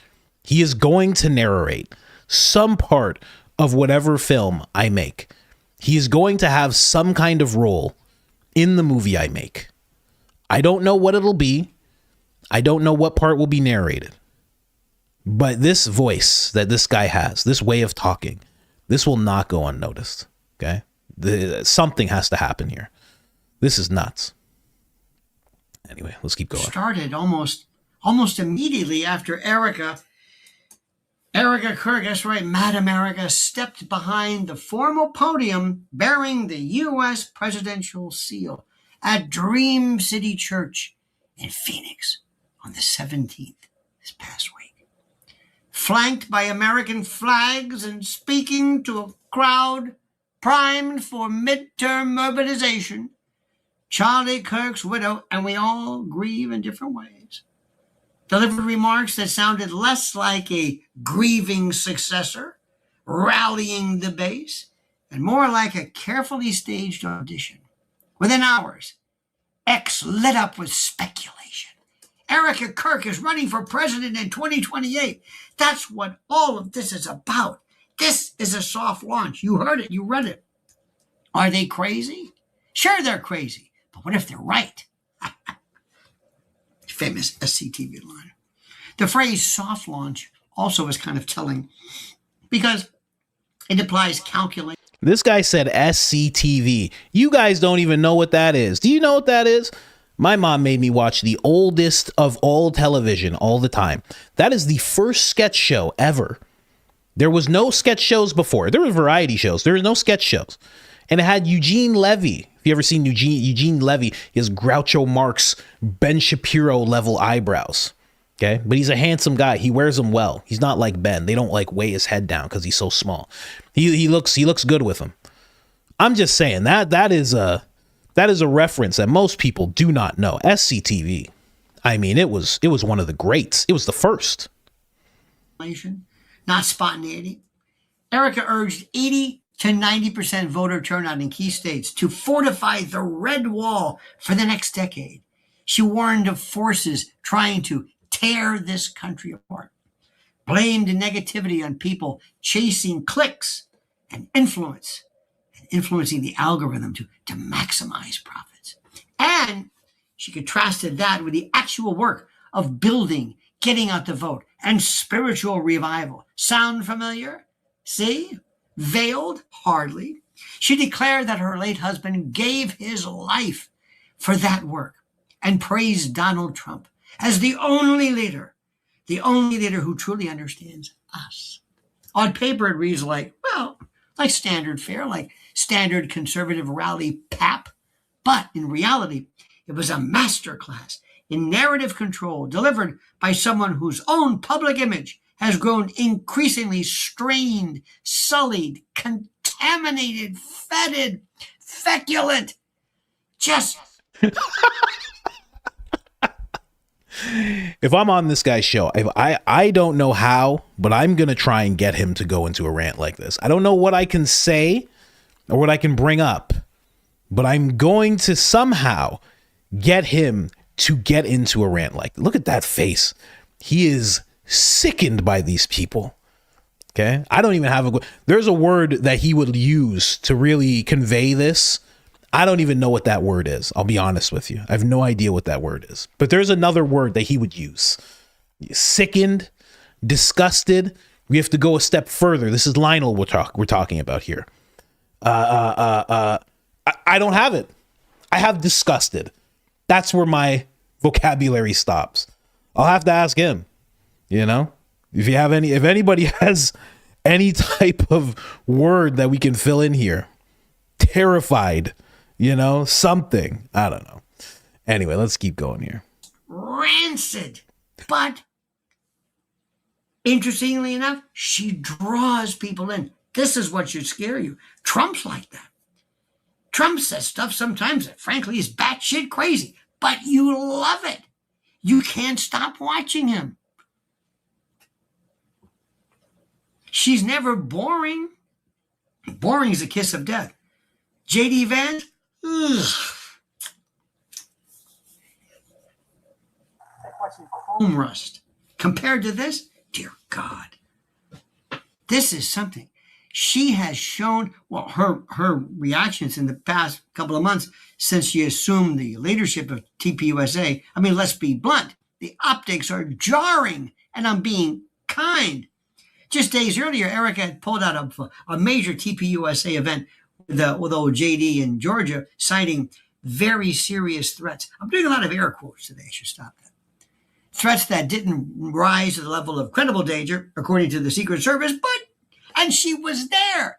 She was there in the hangar. She looked out and said, oh, no. Oh, mama doesn't go out for this crowd. Oh, no, nay. Critics and people like us savaged her, including the one, the only, the inimitable, the ineffable Ms. Candace, the princess, the queen of sapience, of salience. This guy, there is no teleprompter in this room. Okay. It seems like he's like this close to the camera. It seems like he's like that far away from the camera. I mean, there's just no teleprompter whatsoever. The words that are coming out of this guy. This is incredible. I'm so glad. I have no idea how I found this guy. I have no clue, but I'm glad I did. This is incredible. Incredible. I just love watching it. I don't know if there's anything I can learn from it, just because I have to get a thesaurus. I would have to start reading it every day. I would have to incorporate the words into my regular vocabulary. That's the only way I could like do what he's doing. And that's just too much for me. Okay. We'll make the jokes, but this is just wild. This is absolutely wild. And he's right. He is right, because she is boring. This is what I'll say towards what he's saying. She is boring, but when she speaks, people gather. Right? Whether those people are bussed in the, direct vicinity, who knows? But people do come together to talk about what she has said. And that's why he compared her to the president, because that's what they used to do with him. Whether what he had to say was good or bad. Now, he was a little more charismatic and he's funny. No matter, I don't like this whole FISA thing and everything, but I don't like the path that he's been on recently. But you can't mistake that 2016, 2020, the whole way through up until now, up until like just, I don't know, 10 months ago, he was hilarious. He's funny, good comedic timing, solid jokes, knows how to hold a crowd. He's a little different, but I do understand what he's saying when he says, that she's not boring. People are saying dastardly, audacious, repulsed, nauseated, putrid, dejected. I've never even heard that word before. Revolted, repulsed, rabid.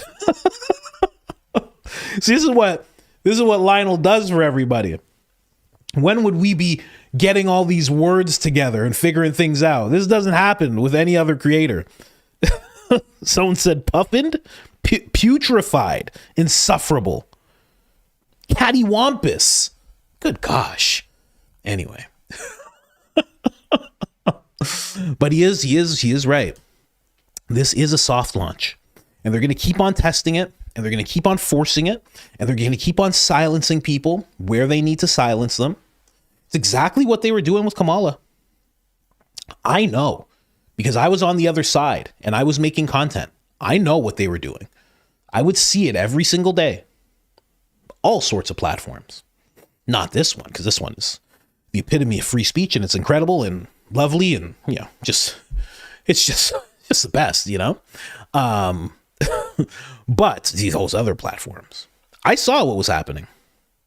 They're going to do the same thing. They're going to do the exact same thing. That's why the president himself called for her to sue people, because he wants silence. They want silence as they usher this person in. It's exactly what they did with Kamala. They wanted silence. They did not want you to talk about it. They did not want you to try and figure out what's what and who's who. They were just like, listen, this is the person. She's in. And that's what they're trying to do right now. They're doing the same thing that we fought against. We were all together on it, and we fought against it. We said, that's crazy. You can't do that. We called it out. Candace did a whole breakdown of who Kamala was. Went deep into the family tree. I already knew she wasn't black, just because I have a Caribbean background myself, so I know how this whole thing works. I know how it works. So I knew she wasn't what she said she was, because you could tell, right? Especially if you have family who's Jamaican. Like, I am Jamaican, So I know about this. So I knew right away, but she brought it to the masses. She made sure to, and she did it for the now president's benefit. And we were all doing things towards his benefit, from Tim Dillon to Theo Vaughn to Joe Rogan to Candace to Tucker, myself, many others. Hoodwinked. Ha ha. You got me. You got me. Uncouth.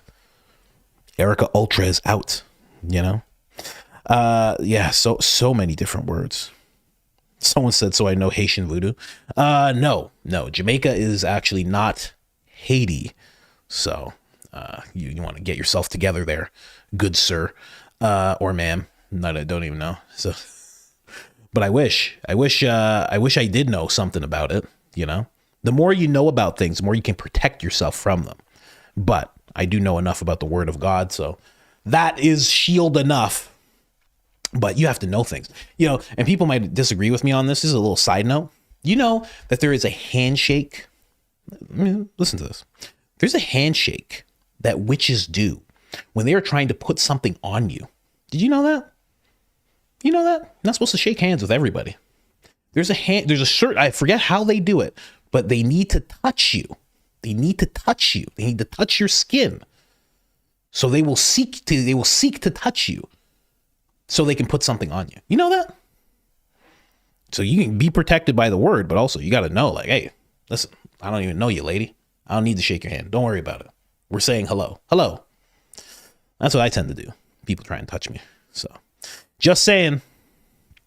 Anyway, talk about this really quickly. Somebody said, my fault.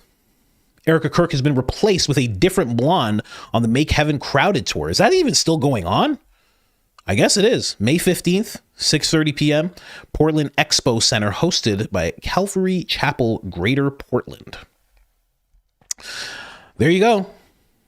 How do you even say this lady's name? Caitlin? Is it Caitlin or it's Kayla? Kayla McKinney? Whatever. You guys know who this lady is.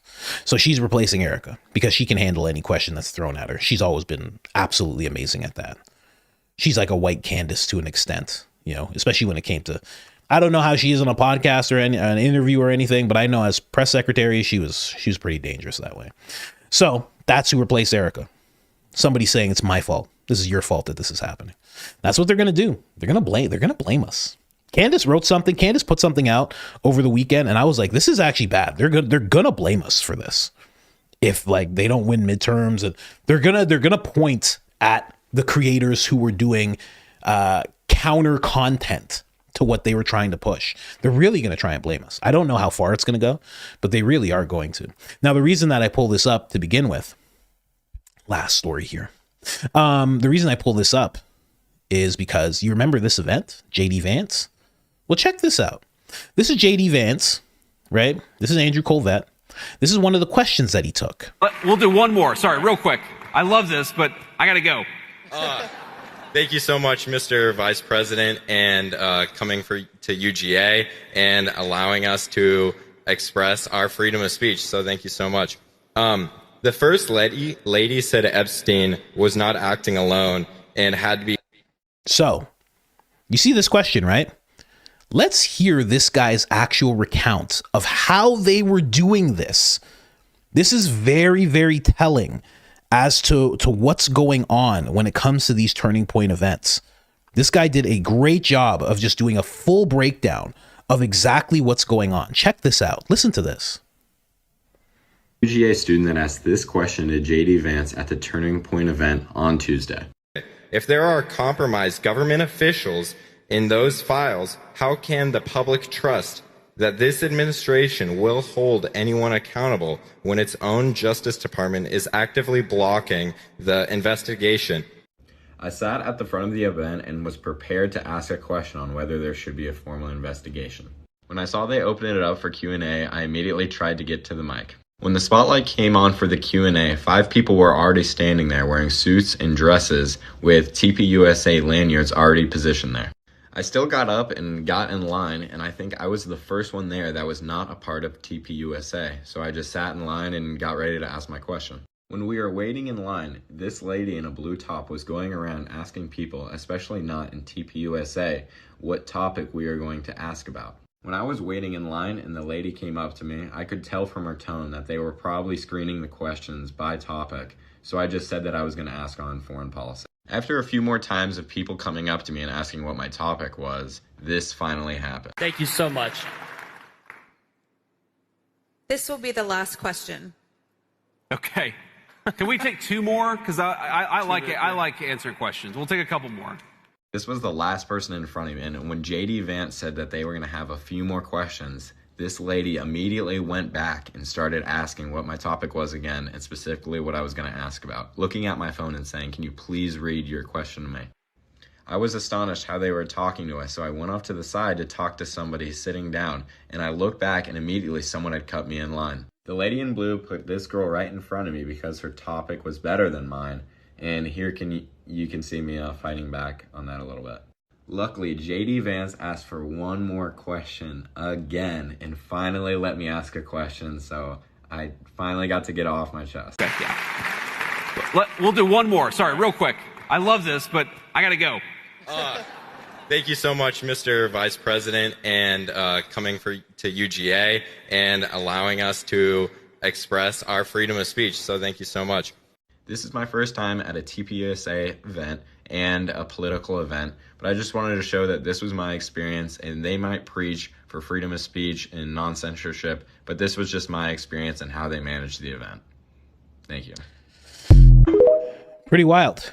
Pretty wild. What account is this? The notorious _B7.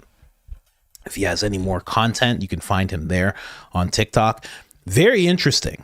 So this is the type of stuff that they were doing. This is what they were doing as people were trying to ask questions. Very, very, I'll say shisty, a little shisty. Yeah, especially because they could tell that this guy wasn't a part of it. And mainly people who were a part of Turning Point.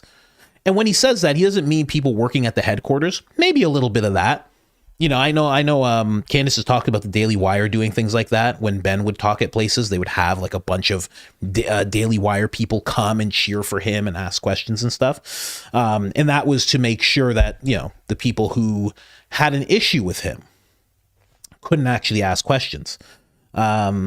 So it's not all people at the headquarters, but it's also people who are a part of that Turning Point chapter at whatever school they're at. So those were mainly the people who were getting to ask questions. This is not how Charlie wanted things. This is not how Charlie did things at all. Now, Charlie would, anybody who was like a supporter of Nick, you guys know Nick F, anyone who was a supporter of his, they would kind of try to push out. They couldn't always pin it. They couldn't always figure out who it was, but they would definitely force Nick out. They would definitely force out Myron and anybody like that. They would make sure those guys were out. They would get kicked out for no reason. But their followers, they couldn't really figure out who was who. So Charlie would just take anybody. He didn't care. But that is not what Turning Point's doing anymore. That is not what they're doing anymore. So anyway, that's what I have to say about that. You know, just to show you what's really going on here. So when you see this event with Erica, when you see this event that she has put together here, where she is the WWE superstar, you have to understand there's more to it. Like, I get it. The crowd seems big, but who's in that crowd? You know what I mean? Who's actually, here, let me move this up here. Who's actually in this crowd? Who's actually doing this? I got to mute it because that music's just going to get me going. You know? Why'd all those people stand up for Erica? It could be because they really like Erica. It could be that. You know, there are people who do. You know, we can't act like everybody has our opinion. It's not a thing. It's not how the world works. But when you hear how they're handling their events, how they're handling questions, it makes you think, what are we actually watching when we see this? Is it something that's a little bit prepared? Again, this is why I continuously compare her to Kamala. Because it seems like it to me. But, you know, again, I could be wrong. Could be 100% wrong. I just want to check really quick just to see if anything has happened when it comes to Candace. I just want to see if there has been any beef that has transpired with Candace at all. A lot of people are sending me these Lego videos. I gotta actually look at these. I'm not always seeing them. A lot of people are sending me these Lego videos. And I think they're pretty solid. I haven't got a chance to watch any of them though. A little bit of one, but someone said Gary Paramount Tactical is a descendant of a Kandahar giant. Well, I've been hearing that rumor too. I don't know who spread that, but you know, keep it going. She just forgot to add you. Wait till the drop mic at the end. Oh, who? Oh, Christine Fiki. Yeah. I'm going to interview her this Friday, I believe. Yeah, no, nothing's happened. Oh, and also people keep sending me messages to check on Ian. Guys, I think Ian's just fine. I can like show you. I can show you guys. I think he's fine. People keep on asking me like, hey, what's wrong with Ian? Where's Ian? I think he's good, guys. Here, can I go to Kick? Can I just like be a regular person on Kick? Here, I'll try here. Let me just kick. Here, check it out. I think, for the most part, I have sent him a couple of messages, but I'm pretty sure Ian's just fine, guys. Here, I will, here, what is it? Cancel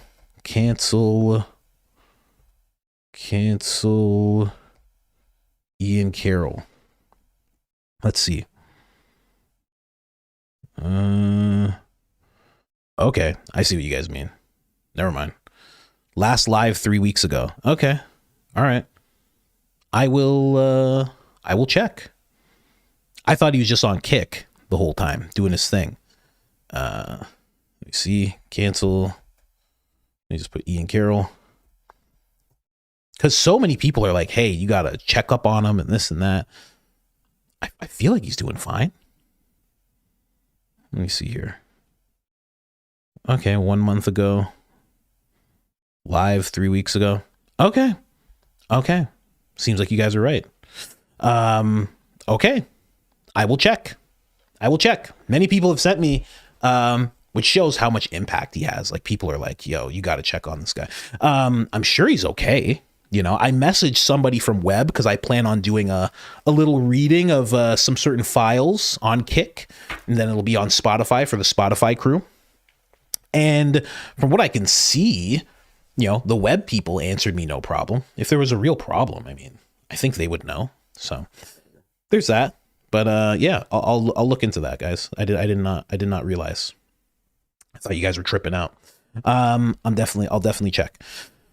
Anyways, guys, let's jump over here. There's nothing happening with Candace. There's nothing happening with Candace right now. I think she's calmed down. She probably realizes, somebody probably messaged her and they're like, we actually have to work on the biggest podcast in the world.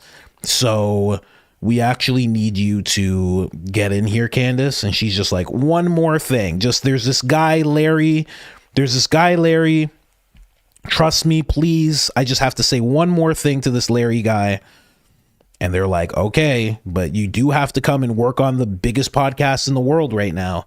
And she's like, I get it. Just give me 1 second. There's just this dude, Larry, that's just doing the most. So anyway, let's jump in here. But yeah, when it comes to Ian, I'll shoot him a message. But I'm sure he sees everything. Somebody said 420. Yeah, 420 used to be my day, man. Oh, Lord. Oh, it used to be my day. What? 420 used to be my thing. Are you kidding me? But now I'm sober, so it's just about diapers. It's just about diapers and making sure my wife is just healing up from her C-section. All good. So, yeah, someone said Ian's been sick. You know, dude's been MIA. Yeah, don't worry. We'll figure it out, guys. We'll figure it out. But let's jump in here to the coffees, replying to your requests. Oh, you got some words for me here? Let's see what words you got. Nauseating, revolting, repulsive, disgusting, and vile. Congrats on the new baby. In the same breath, congrats on the new baby boy. I never miss a show. You make me spit out my coffee every morning in Colorado. Victor Marks will be my new governor, and that will make me vomit in my mouth with every thought. No, is he actually doing well? There's no way there's no way these clips exist of him saying that he's done these things or had these things done to him and he's doing well in the race. There's no way. You know, when I first started covering that guy, Lance said something actually very, very true, very astute. He was like, this guy gives me JE vibes.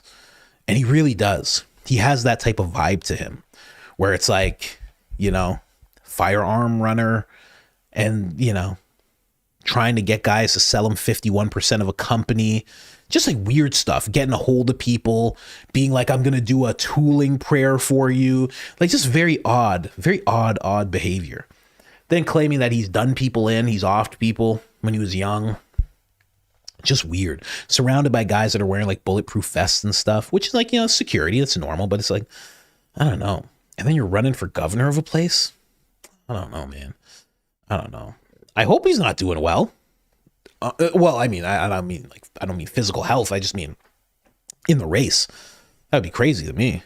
Anyway, let's keep going. Someone said happy birthday. Is this someone's birthday? It's one of my good friends' birthday today. I have to actually message him after this. Stephen Barton. Stephen, Twitter edible glitter. I'd rather vote for Hunter Biden over Erica. And I dredged through his 5-hour Sean Ryan podcast. I'd vote for Kamala before Erica. Rent a Crowd has to be purchased for her to fill a room. She can't even read a teleprompter. It's no wonder she couldn't make it acting. Those demons manifesting every single time she's on camera isn't a good look. Yeah, I mean, it's very odd. Very odd. The whole thing of her, just the way she, not to be rude, just the way she looks. You know, when you talk about demons manifesting on camera, it's very odd. The way, like, she looks like, you know, let's go back here. You know, she looks off. Where is that? It looks off. It's like she's looking more and more evil. Like, who's telling her to look like this? You know? Is somebody saying, no, this is a good look for you? This is not, she doesn't even look like the same person, quite honestly. That was what people were saying at the beginning of the whole thing. And it's kind of true. It looks weird. Looks weird. It does, you know, all this looks very evil. This looks very Disney Cruella de Vil type stuff. You know what I mean? Like, I don't know. Could just be me. Could just be me. I know I have a bias in this whole thing. I think Steven does too. Running with Scissors at youtube.com. Love your show, coach. You always make me smile in the morning, even though I'm really depressed. I want to start my own podcast, but I don't know how to even make a thumbnail. Where can I learn basic YouTube skills? I have some really great ideas, just not the skills. Enjoy your show. Message me on Instagram, Running with Scissors. If you message me on Instagram, I can send you voice notes, and I'll send you like 20 minutes of voice notes on what I think you should do in terms of your audio and your camera and thumbnails and strategy going forward and all that stuff. I will help you with that. I do that all the time for people. There are people who message me about starting a podcast all the time. So just shoot me a message right away.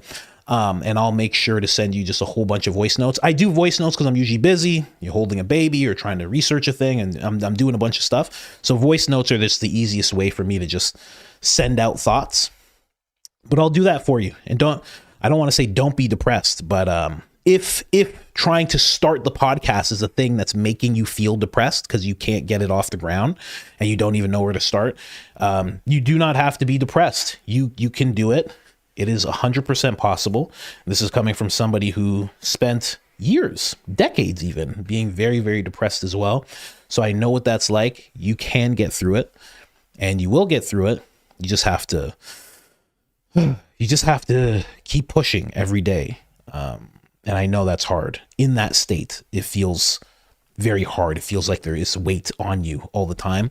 Believe me, I've dealt with it. I've dealt with it for years, decades. Talking about like 20 years. But you can't get through it. You can't get through it. The first half of my life, very, very depressed. The second half has been a little bit better, but you can do it. You can do it. And if I had to say something right now, you know, you're talking about thumbnails, get a program called InShot. It's on a phone. It's on Android and it's on iPhone. InShot. That's the best app to make thumbnails. You don't have to use Canva. It's complicated. You don't have to learn to use Adobe Photoshop. It's complicated. InShot makes it very, very easy and has all the tools that you need. Every single tool you can think of. But message me on Instagram and I will send you a whole bunch of what I think you should do. But I could tell you right off the bat, if you want to start a podcast, you just do 500 episodes, head down, work 500 episodes, and then look up and see where you're at. And I guarantee you, it'll be way past where you started.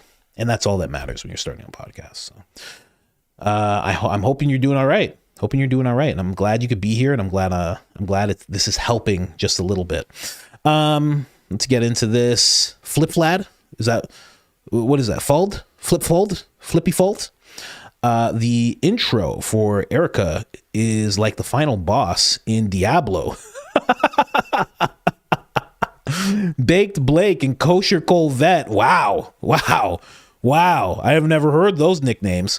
Are her minions, allegedly. Oh, they definitely are. That's so funny, Diablo. That's amazing. And thank you very much. Someone, Diaper Fun, thanks for all you do. Thank you so much. I really do appreciate that. If you listen to Erica's Death March, if you listen to Erica's March intro music backwards, you will hear a scratchy Mark Levin voice saying Mark Levin has a micro. Wow. A macro. Oh, yeah, because it's him, right? He's trying to, that's the agenda that they're pushing. How funny would that be? You play it backwards. It's actually quite big. It's actually quite big for given my size and my height. It's actually quite big. It's satisfying. It's always been satisfying. It's always been satisfying. Tucker laughing in the background. That's amazing. Congratulations on the new edition. You are the first person I've ever done this for on X. Thanks for the laughs and the commentary. Thank you so much, Bren S. Appreciate you. Ritual healing. The Erica Kirk thing is giving the same vibes as South Park. Eric Cartman dressed as Erica. Same song and speech. No. What? Are you kidding me? No. Really? I have not been keeping up with South Park like I should. You're joking. Come on. Is there actually Erica Kirk? Is there actually, is Erica Kirk actually in South Park? Is that a real thing? Come on. Somebody tell me that's true. Someone please tell me that's true. I won't be able to play it or anything, but I'd at least like to see it. That's crazy. Coach, why did Erica come out like 01? What is that? Gangrel in WWF Hell in a Cell match. I haven't heard these terms in the longest time. South Park already did it. No way. Whoa. She's Butters? No, she's not. You guys are joking. No. Okay, I gotta look. I gotta look into that more. If you guys are telling the truth, that is crazy. Out of all people to make her Butters, that is just insulting. Very insulting, even for me. Why did she come out like that? I have no idea. Like, how did she hear that music? Like, is she even a part of it? How did she hear that music and go, yup? Like, you know what I mean? This is the conservative movement. I guess because they're trying to get to young people. They think that's what young people like. But you would think, come out to some country. No? Am I wrong? Is that too stereotypical? I think that would have been the perfect choice. You come out to some guitar. What are we talking about here? You come out to some Garth Brooks or something, right? What are you doing coming out to trap music like you're 2 Chainz? That's crazy. I did not wake up this morning anticipating I'd sincerely consider Will Smith for president, but here we are. Will Smith. I used to have a bit that I would do about Will Smith because he's married to that terrible lady. What's her name? Jada. And I would always say, if Will Smith divorced that lady and went and married just some other nice lady, just, it doesn't even have to be a celebrity, just some nice lady, that guy could be president real smooth. I know a lot of you are like, no. He could be president really smooth. He would come in and listen, I don't think any of the politicians would like him. I think the ones whoever's, if he's GOP, like if he's Republican or Democrat, they would like him. But I don't think people would actually I think the people would love it because it'd be Fresh Prince, like all sorts of weird, you know what I mean? There's people who are from 50 years old up until they're 18 years old who know and like him from movies and from the show. He would become president real smooth, real easy if he just got rid of that terrible, terrible lady. It would be crazy how quickly he could become president without even trying. He'd just be like, ha ha, what's going on, y'all? Ha. So, you know what I mean? Uncle Phil's not here, but I think we have someone in the house. Jazzy Jeff would come out, you know? He'd do like a little sketch where he's throwing Jazzy Jeff out of the White House. Oh, people would love it. Are you kidding me? Carlton would come. Carlton would... Oh, people would like, he'd do that thing. Dun, dun, dun, dun, dun, dun. Are you kidding me? It'd be a wash. It'd be a wash. There'd be no one who could compete. He would do that thing. Burr, burr, burr, burr, burr, burr. Houston, jump on it. Jump on it. Jump on. That'd be it. It'd be a done deal. It'd be a done deal. It'd be over. People would just be like, I don't even care what his foreign policy is. Get him in there. Get him in there. You know? Anyway, I would always talk about that. That was a bit that I would do constantly. I would do that bit about Will Smith becoming president. You know? Just marry some lady, you know? Like some lady that looks like Margot Robbie, you know? Just some nice white lady. He's in. Get his kids to act right, you know, with their big hair and all the weird things they do. Just get them to calm it down. He has that one son that's not in the spotlight, that's like a normal guy. Have him. He'd be like, hey, what's going on, guys? Oh, that'd be it. Oh, it'd be a done deal. Erica's walkout music, the long hair, evil eyes. All I could think of was, what is this? Sephiroth from the Final Fantasy. I have to see this. What is this? Let me see. Let me see what it is that you're talking about. Sephiroth? Sephiroth from Final Fantasy. Let me just put this in really quick. I used to love Final Fantasy. Used to love that game. Let me see what you're talking about here. Is this what you're talking about? Is this a dude? I'll tell you, Erica is terrifying people. This is what comes to this guy's mind. This guy's like, oh my God, I've seen this person before. Oh no. That is so funny. This is what comes to mind when you see Erica. I mean, wow. Erica is scaring the bejesus out of people. Are you kidding me right now? But I get it. I definitely do get it. I understand where you're at with that. Anyway, let's keep going here. That's so funny. Then we have Steven again. Edible glitter. The Erica coming out. Honestly, I thought this was the Drewski skit music. She was even going to play it off, playing it backwards in demonic voice. I am a vessel. Mwahahaha. We are demons. This is our body now. Hail the Dark Lord. Jeez, I can't say all that. People in the crowd just eyeing each other like, I guess we stand and clap. Oh yeah, you better stand and clap. You bet. If you want a bus ride back home, you better stand and clap. That's so funny. Yeah, a lot of people aren't liking what she was doing. I mean, 30 coffees. Jeez. Thank you, Michelle. Slightly off topic, but since you often touch on the esoteric, I thought you might find it interesting.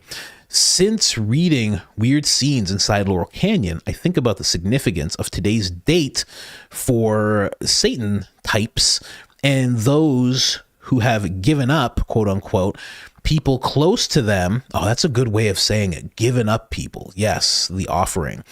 To make a deal completely unrelated. Today is the anniversary of the death of Scott Paul Vallely, son of the infamous Major General Paul E. Vallely. He died during Special Forces training at Fort Bragg in 2004.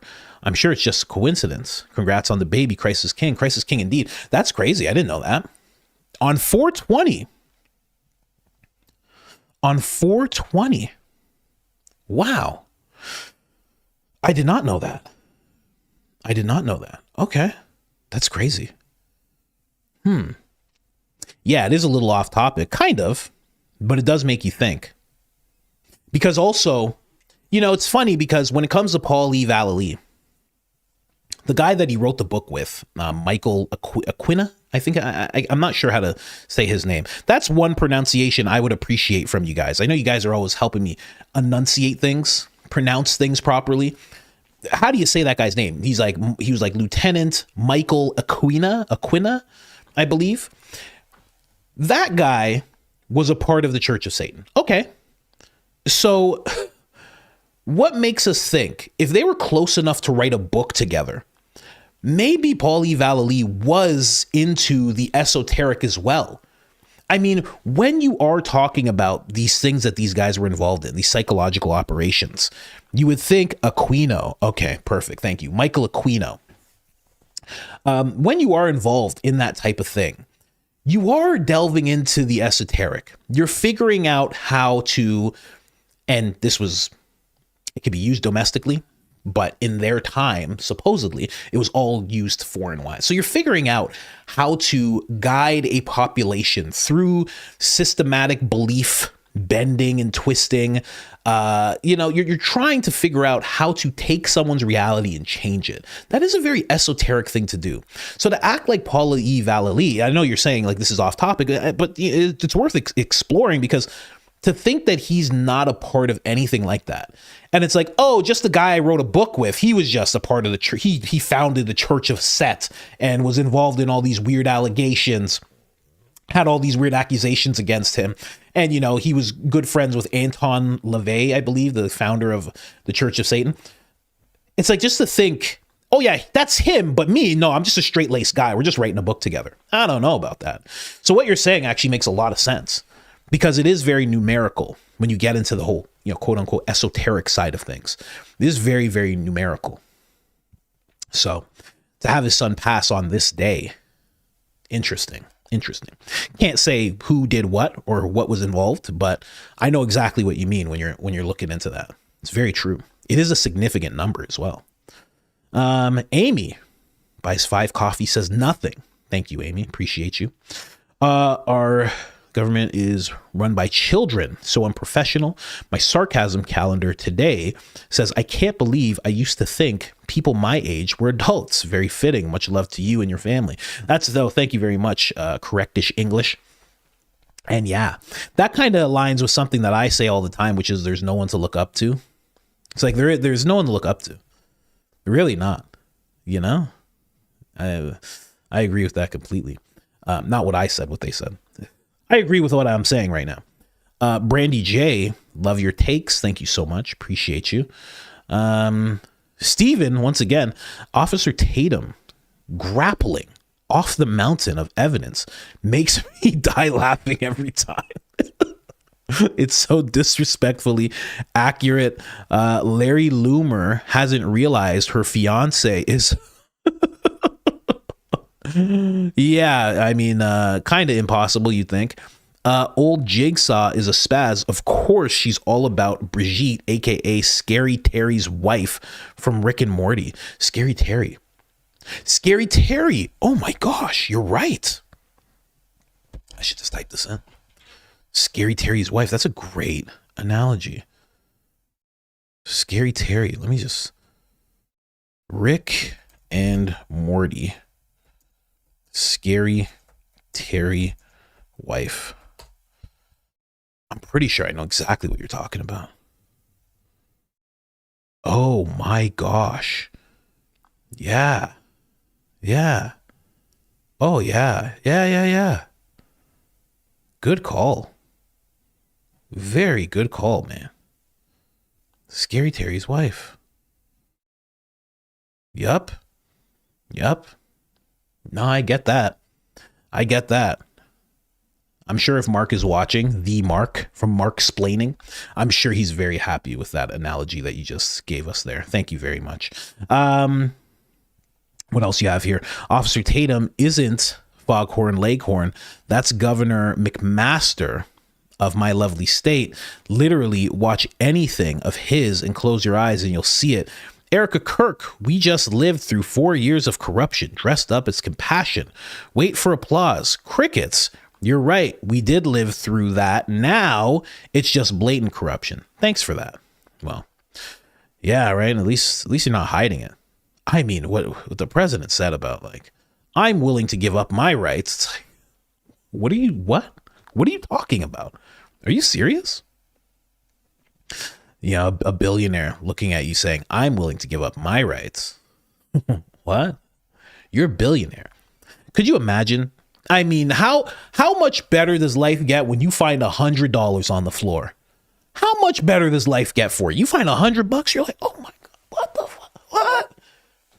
Could you imagine you have $1 billion that you can spend on stuff? Would you feel like you're just a regular person anymore? You kind of would, but you might be in the south of France or on top of a mountain, Colorado, giant mansion that just overlooks the entire state. I don't know. You might be in New York, high in a skyscraper. You might just buy all three of those things I just said and just go back and forth 24 hours all the time. Spend a day in each one. Would you feel regular at that point? Then you could get different passports.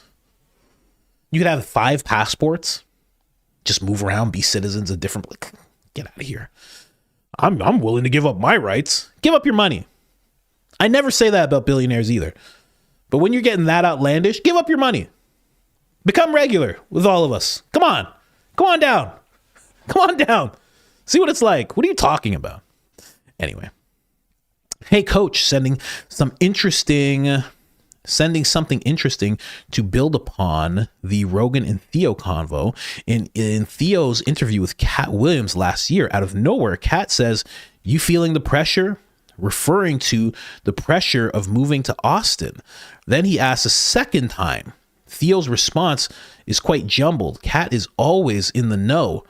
Thought that was interesting. Wow. That is interesting. I have to watch that. Cat Williams asking Theo if he's feeling the pressure.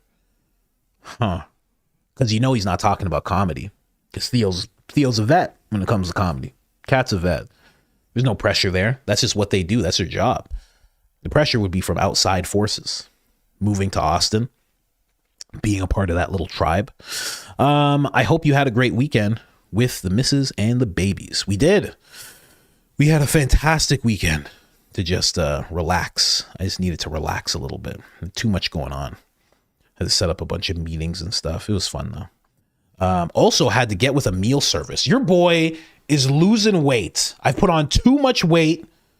Okay. I've been eating like a pregnant lady because I've been with one for 9 months. I've been eating like a pregnant lady. Okay. And now I look like a pregnant lady. Your boy's about to lose a bunch of weight. So I got a meal prep service. I'm going to go downstairs and eat healthy food. I'm just going to do that all day, every day. No more cheat days. Not doing that anymore. My cheat days are going to consist of chicken and rice and just like more of it. That's it. You're going to see. I might even just put up, you guys wouldn't even believe it. You wouldn't believe it if I told you right now. Let's put it on the board. I'm going to try and do something like this every day. Put it on the board. Your boy currently, okay? Currently, I'm gonna be vulnerable with you guys right now, okay? Your boy right now, as I'm starting this journey, now I am officially starting the fitness journey. Your boy right now is 317, okay? Your boy right now is 317, getting down to 200 pounds. I know it sounds crazy. I know it does, but I'm gonna do it. I'm not playing around anymore. So anyway, let's keep going here. Figure I'd just share that with you guys. I'm going to write down the number every day. That's how we're starting the show from now on.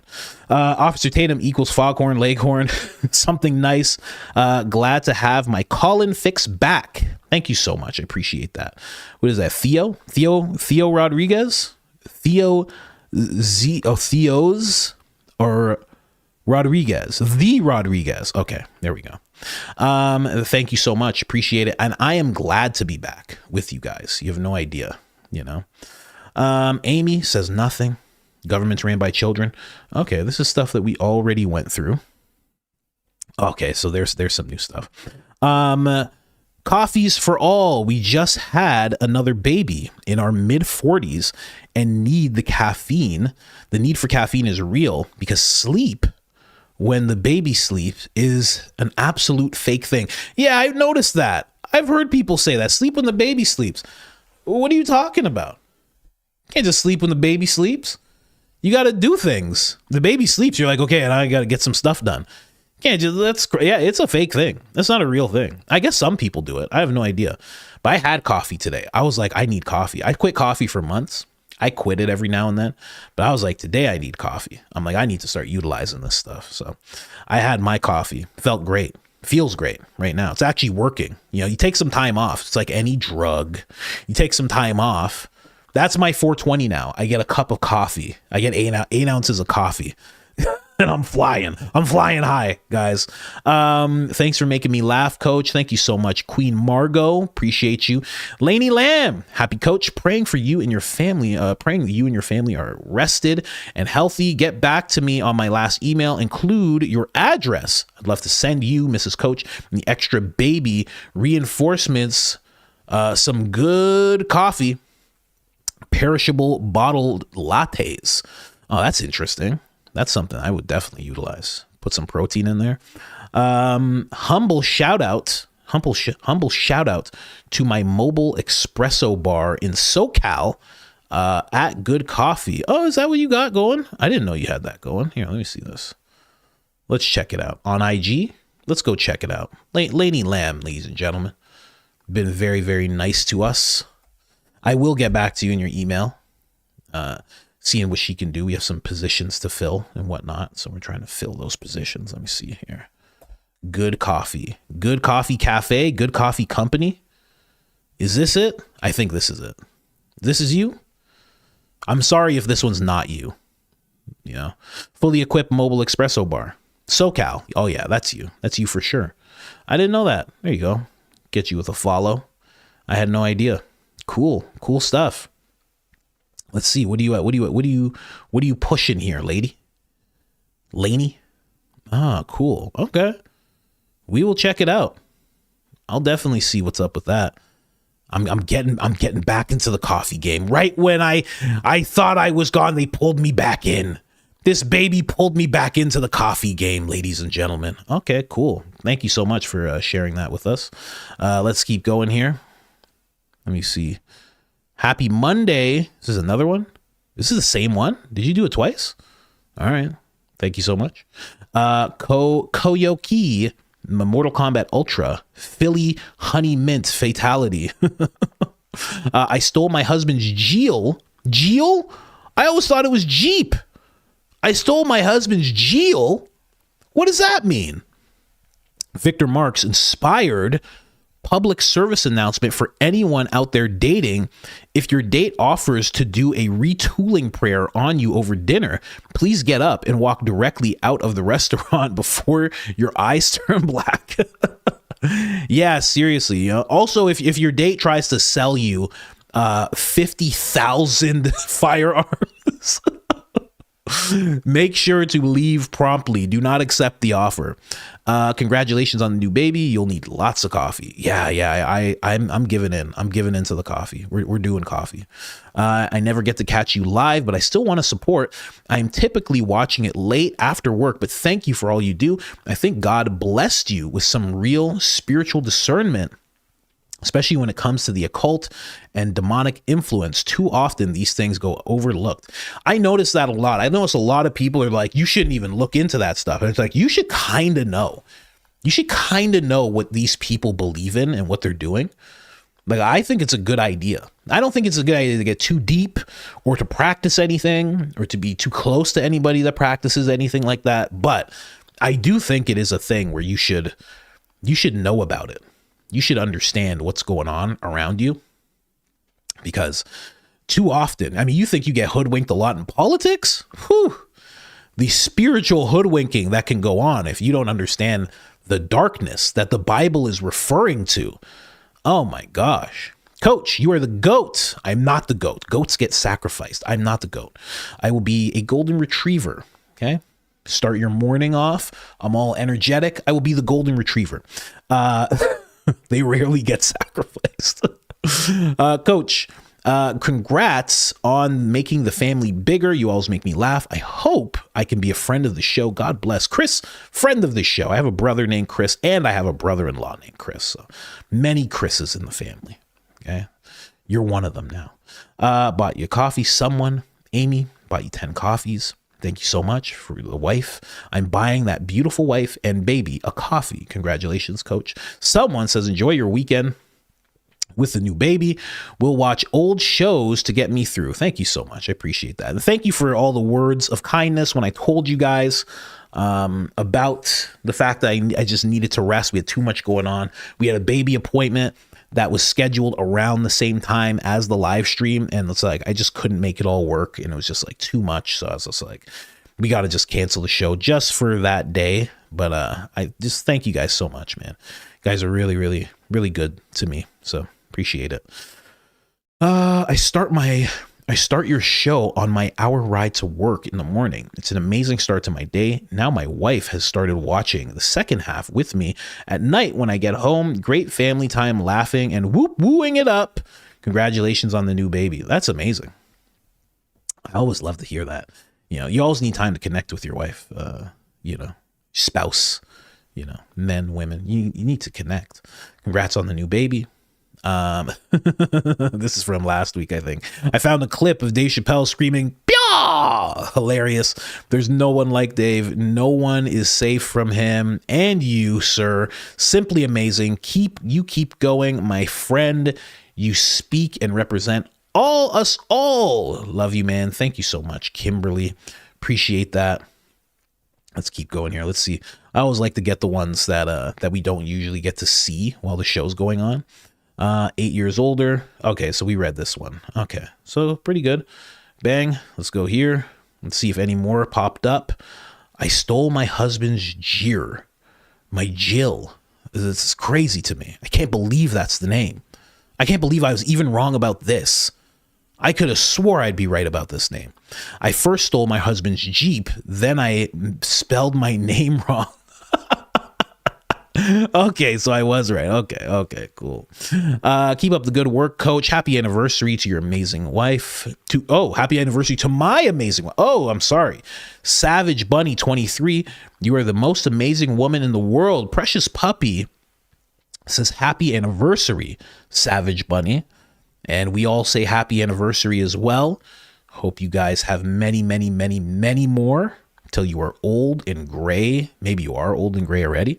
But happy anniversary, guys. Good stuff. Love your content, Coach. Praying blessings of Jeremiah 29:11 over you and your family. For I know the plans I have for you, plans to prosper and not harm you, to give you hope and a future. God bless you and all the truth seekers. You know, I was driving yesterday. My wife wanted food. She wanted burgers and stuff. She wanted a whole bunch of burgers. She wanted like four different burgers.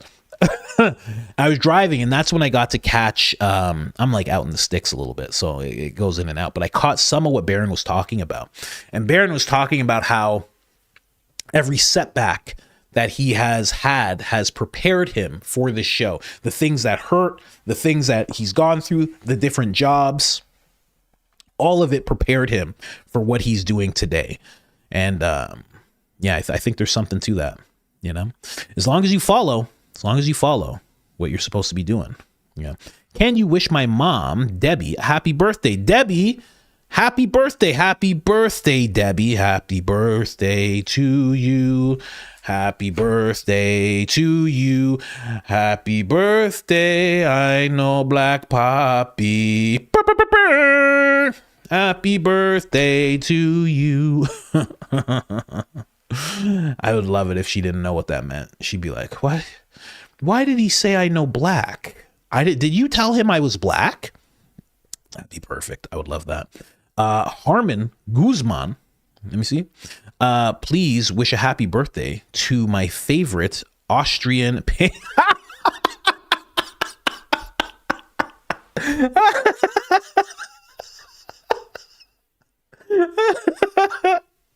I was about to say it.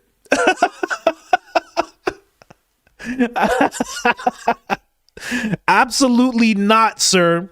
Sir. Absolutely not. That is so... Oh, man. You get out of here. You get out of here. Oh, my gosh. Yeah, it is his birthday. It is his birthday. Oh, my gosh. Summer breeze. Excuse me, sir. I missed your live on Thursday and I watched it on Friday. Actually, I was the one, not Lisa, with the theory of EK's team, perhaps allegedly building a case that Candace Owens reporting is harming her anyway. It was always so gratifying, or is that what you're saying there? Gratifying? I'm like tearing up from that guy.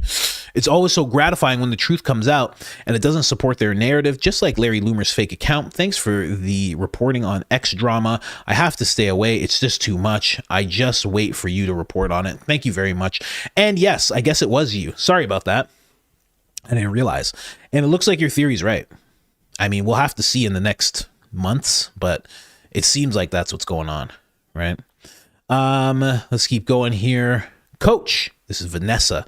Coach, Erica walked out to that demonic A beat in a church. That was a church? That was a church? No, it wasn't. No, it wasn't. No, it was not. That was a church? Guys, is this person serious? Is Vanessa playing around right now? Is that what's happening? There's no way that was a church. Absolutely not. Absolutely not. That can't be right. That can't be right. Oh my gosh. Anyway, thanks for always lifting up your wife, taking care of her postpartum. I don't know what I would have done without my loving hubby taking care of us. Congrats on your growing family. Yeah, of course I got to take care of my wife. Yeah, no thanks needed. That's what you got to do. You have to. What can I? Can't have someone else do it. And I love her. I love her so much. So of course, gonna take care of her. It was a church. Oh my goodness, that's crazy. No way. Wow. Erica. Wow. It gets so I think Candace has talked about this. I know I have. It gets so blatant in your face, the disrespect. Tucker's the one that talked about this, actually. It just gets so blatant in your face, disrespectful, that it's just like, what's going on here? Like, why are you doing this? Why do you feel like it's okay to do this to people? Why do you feel like that's fine for you to do? Like, you're in a church. Why are you doing this in a church? It's Easter. Why are you saying praise be to Allah? Why are you saying you effing bastards and stuff like that? Why are you doing that? Turning Point Faith. Why are you taking the time to talk about podcasters when you should be talking about the word? Why are you doing that in everybody's face? Why do you keep on doing that over and over and over again? This weird disrespect towards the same religion that they claim to love.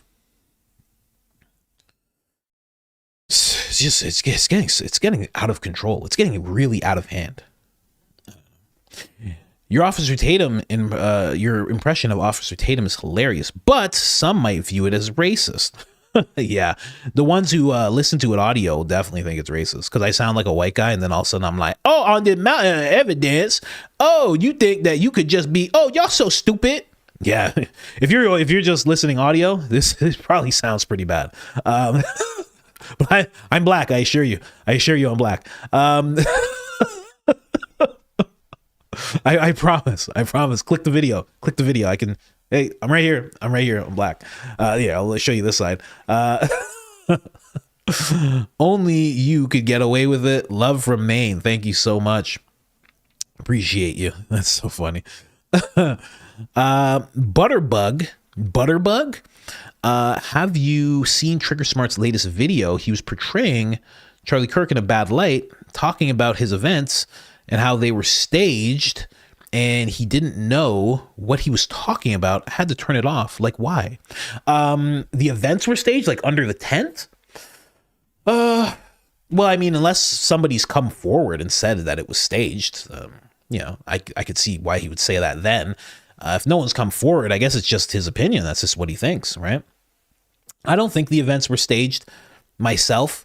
Again, because I know about this type of operation of sorts, especially when you look into Paul E. Vallely. Like, look into the book that Paul E. Vallely and Michael Aquino wrote together, and you will see that what Charlie was doing was straight from their book. You're supposed to do these massive political stunts. So that's what he was doing when he was under the tent. They were big political stunts. And at first it was just like 4 people, 10 people, but then it became thousands. So that's what you're supposed to do. He was doing something directly from that book. But I mean, talking about Charlie in a bad light, I mean, people could talk about Charlie however they want to, really. I mean, I've talked about how, he for sure knew some of these people who Erica is now adjacent to. If you didn't know what he's talking about, I get, you have to understand. Like me, I'm a conservative person. I am. I'm one of these people who can see, I can be biased, but I also am not blind to my bias, right? Which is why I'm able to call out the president. I'm not just like, hey guys, rights and privileges are stupid. I'm not doing that. But when you're seeing all these people who are coming together in this investigation, looking into every facet of it, you don't know what their backgrounds are. You don't know how they feel politically, because a lot of them are just popping up now. A lot of people have just found me now. A lot of people who know and been listening to you for a long time, they're like, oh yeah, this guy's very conservative. They would know.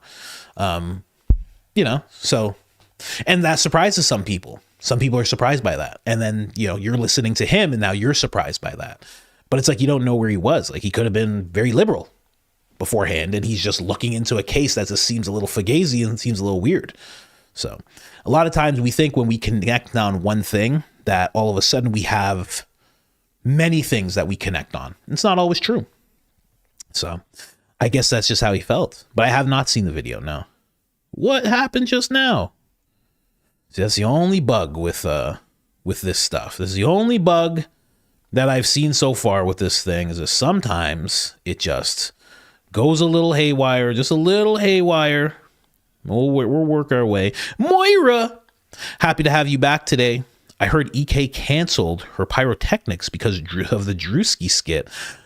Just kidding, but probably. Hi, Mrs. Coach and Babies. That's actually a good point. That might be why she didn't come out to the pyrotechnics. That's actually a great point. Moira, friend of the show. Every time I see Erica, I think Camila Soprano, just me. And Will Smith can be POTUS. He is slippery like soap. He fumbles. I'm telling you, he could. There's many people, because you know what they do? They like to have somebody who has this weird echo in people's minds. And he has one of the deepest echoes in our generation's minds. I'm sure I teared up when when Will's dad came, and Will's dad was like, oh, I just got to go do something real quick. Oh man, I just got to go handle something real quick. I'll be right back. And then Will said, why doesn't he want me? Why doesn't he want me? And he cried and he fell into Uncle Phil's arms. Are you kidding me? What? I was in tears. Are you kidding me right now? When Uncle Phil came to the pool hall and cracked out old Lucille, and he had his own pool stick, and he started doing it, and Jeffrey's standing there and he's dancing around the pool table. What? I mean, I'm telling you, man, he has a deep echo in people's minds. Deep echo. Then Bad Boys? Oh my gosh.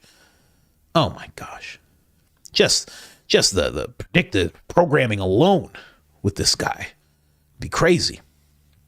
You wouldn't show up to a Will Smith event just to see what's going on? I just want to see what's going on. I'm showing up.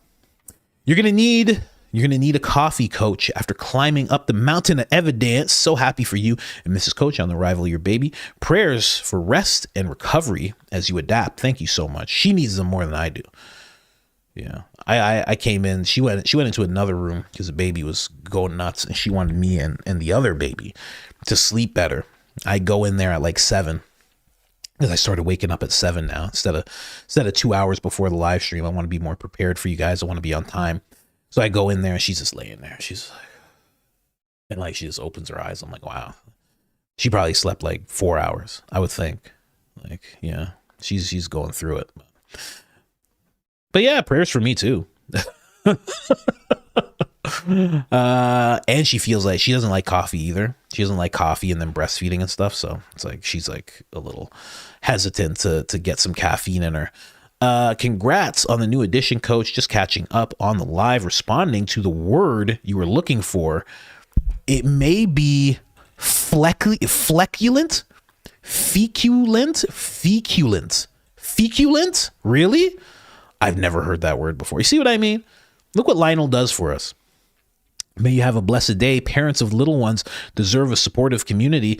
You bless me with laughter. Thank you. Thank you so much. Someone remains nameless. I stole my husband's Geel. Okay, so now we're getting closer to where we were before. Let me just see. Okay, Trigger Smarts episode. Perfect. I'd rather vote for over Biden. Love your content. You always make me smile in the morning. Feeling depressed. Hey, Runs with Scissors, man. I like I said, I don't know if you've messaged me yet, but message me on Instagram. I'm definitely here. Wow, the first thing that pops up on my feed is Will Smith. Just prove to me that it's even possible. Wow. The first thing that pops up is Will Smith. Have you messaged me? Runs with Scissors. Let's see. Hey, I train. Hey. I was in your live today. Like to get advice starting a podcast. Friends in Philadelphia. Okay. So we got one person. Is this you? Are you that person? Have a suspicion. Blah, blah, blah. Let me see. Another person. Really want to. Okay. Now multiple people are messaging me about starting a podcast. Okay. All right. Well, if you're one of those people, I'm going to be sending you some voice notes as soon as we're done here. But then I got a meeting at like 1:30. So I'll send as many as I can, like right after I'm done. But then I'll send you more in the evening, much more. And I guess that's it. That is it, ladies and gentlemen. Thank you guys so much for being here. Is there more? No. Thank you guys so much, man. I really, really appreciate it. Let's jump over to the other chat. See if anything popped up there, anything populated over there. Let's check it out. Let's go over here. Thank you guys so much. We have funding. And members' messages. So we should definitely look into that really quick. Yeah, that FISA thing's heartbreaking, man. Crazy. That's like George Bush Jr. level stuff that he's doing right now. Man. And that's not easy to get rid of when you have it. To get an extension on it, absolutely not necessary. Pam Graves. You know why it's not necessary as well when it comes to this whole FISA thing? Are we going to act like they can't just look into things already? Like they can't look into things already? What are we talking about? Edward Snowden exists. He already talked about this. Oh, but we need this. You already have the Patriot Act. You already have that. You already have the NSA doing whatever they do. Now you need this on top of it. It's like, how much do you need, man? Then you're working with Palantir. It's like, geez, man, come on. It's ridiculous. Hopefully you and the wife are rested and enjoying the baby. Thank you both for this channel and much appreciated breakdown of all important FISA. Thank you so much, Pam. Appreciate you. Smarty Pants Dance. Good morning, everyone. In a prior life, I oversaw FISA applications. It's the only thing we have. Without it, they will do whatever they want without any oversight or approval. Yeah, of course. Coach, your lives make getting through my workday so much easier. Hope you keep it up until we are old. We old enough to retire. You're the man. That's amazing. Who said that? Kevin Tank, man. Thank you. I appreciate that. What is this? Dolores? This Dolores sends out 5 memberships. Thank you very much. We appreciate it. The Unleavened Truth received a membership. Member for 1 month. Correctish English. Member for 2 months. Rolling on the floor laughing today. What an amazing little sleep can do for a person. Yeah, of course. You need sleep. I didn't even get to sleep that much. I think I went to, because I had to wake up at 7. I have to wake up earlier, right? Because I want to get prepared and everything. But, you know, a new man. And I got my Bucky hat back. When I get the Bucky hat back, you know, that's like the hair on Samson, boy. Coach, you need Drewski on the show for an hour laugh fest. That would be very interesting. Cohen film. That'd be very interesting. Talk to Drewski. I would love to analyze how he does his clips and everything. Lisi. This is the person I thought actually gave me that theory. Lisi. The Mint Daddy herself. For those of you that don't know, congratulations, Coach and Mrs. Coach, on the new Mint baby. Thank you to you, the mods, and everyone in the chat for being such an awesome bunch of people to be a part of. What is this? Ginormous hugs. Ginormous. I've never seen that word written before. Wow. So much. I bring up Lionel one time. Now all of a sudden I'm learning words and words and words. Ginormous hugs to you all. I've never seen the word ginormous written before. Sent 1 membership. Heather, aka Rachel, in the house. Whoa. Okay. So 1 from Heather, 1 from Rachel. Thank you so much. We appreciate you. Skinny EK is nothing more than a squeaking mumper. I mean that literally. What is a squeaking? A squeaking mumper? Mumper. What? This sounds very insulting. I don't know what it means. A squeaking mumper, you say? Sounds like some stuff you find in Narnia. Mermaid Dreams. America, I guess have seized a Iranian ship. Iran has closed the Straits of Hormuz again. Man, we are in dangerous times. They closed it again, huh? Yeah, well, there you go. There you go. Mission accomplished, I guess. I don't know. I guess that was, I don't know. It was open before, and then they did what they did, and then it closed up, and then it opened a little bit, and now it's closed again. Okay. I don't know. Is there a stock somewhere that we should be buying that's just skyrocketing? It's going down to nothing and it's just skyrocketing when these things open up. Is there some kind of stock that we should all know about? Is like Letnick or somebody in the administration making billions of dollars because of this? I wonder. I don't know. I'm not saying that's what's going on. It's just what's going on, you know? I wonder. Charswika? Welcome to the crew. Riley England, welcome to the crew. Mark sends out 1 membership. Thank you so much, Mark. Appreciate you, man. Really appreciate you. Guys, that is it for the day. Thank you guys so much. I have some voice notes to send for some people who actually want to start a podcast. I'm going to send you a bunch of voice notes. It's not a course or anything like that. I'm just going to send them some advice. And thank you guys so much for coming out here. Really, really appreciate it. Thank you all. We are feeling good. I gotta stay on top of things today so I can just get things done, go to sleep, gonna wake up early. It made all the difference just waking up earlier. I've been very inspired by Barron with how much work he puts in.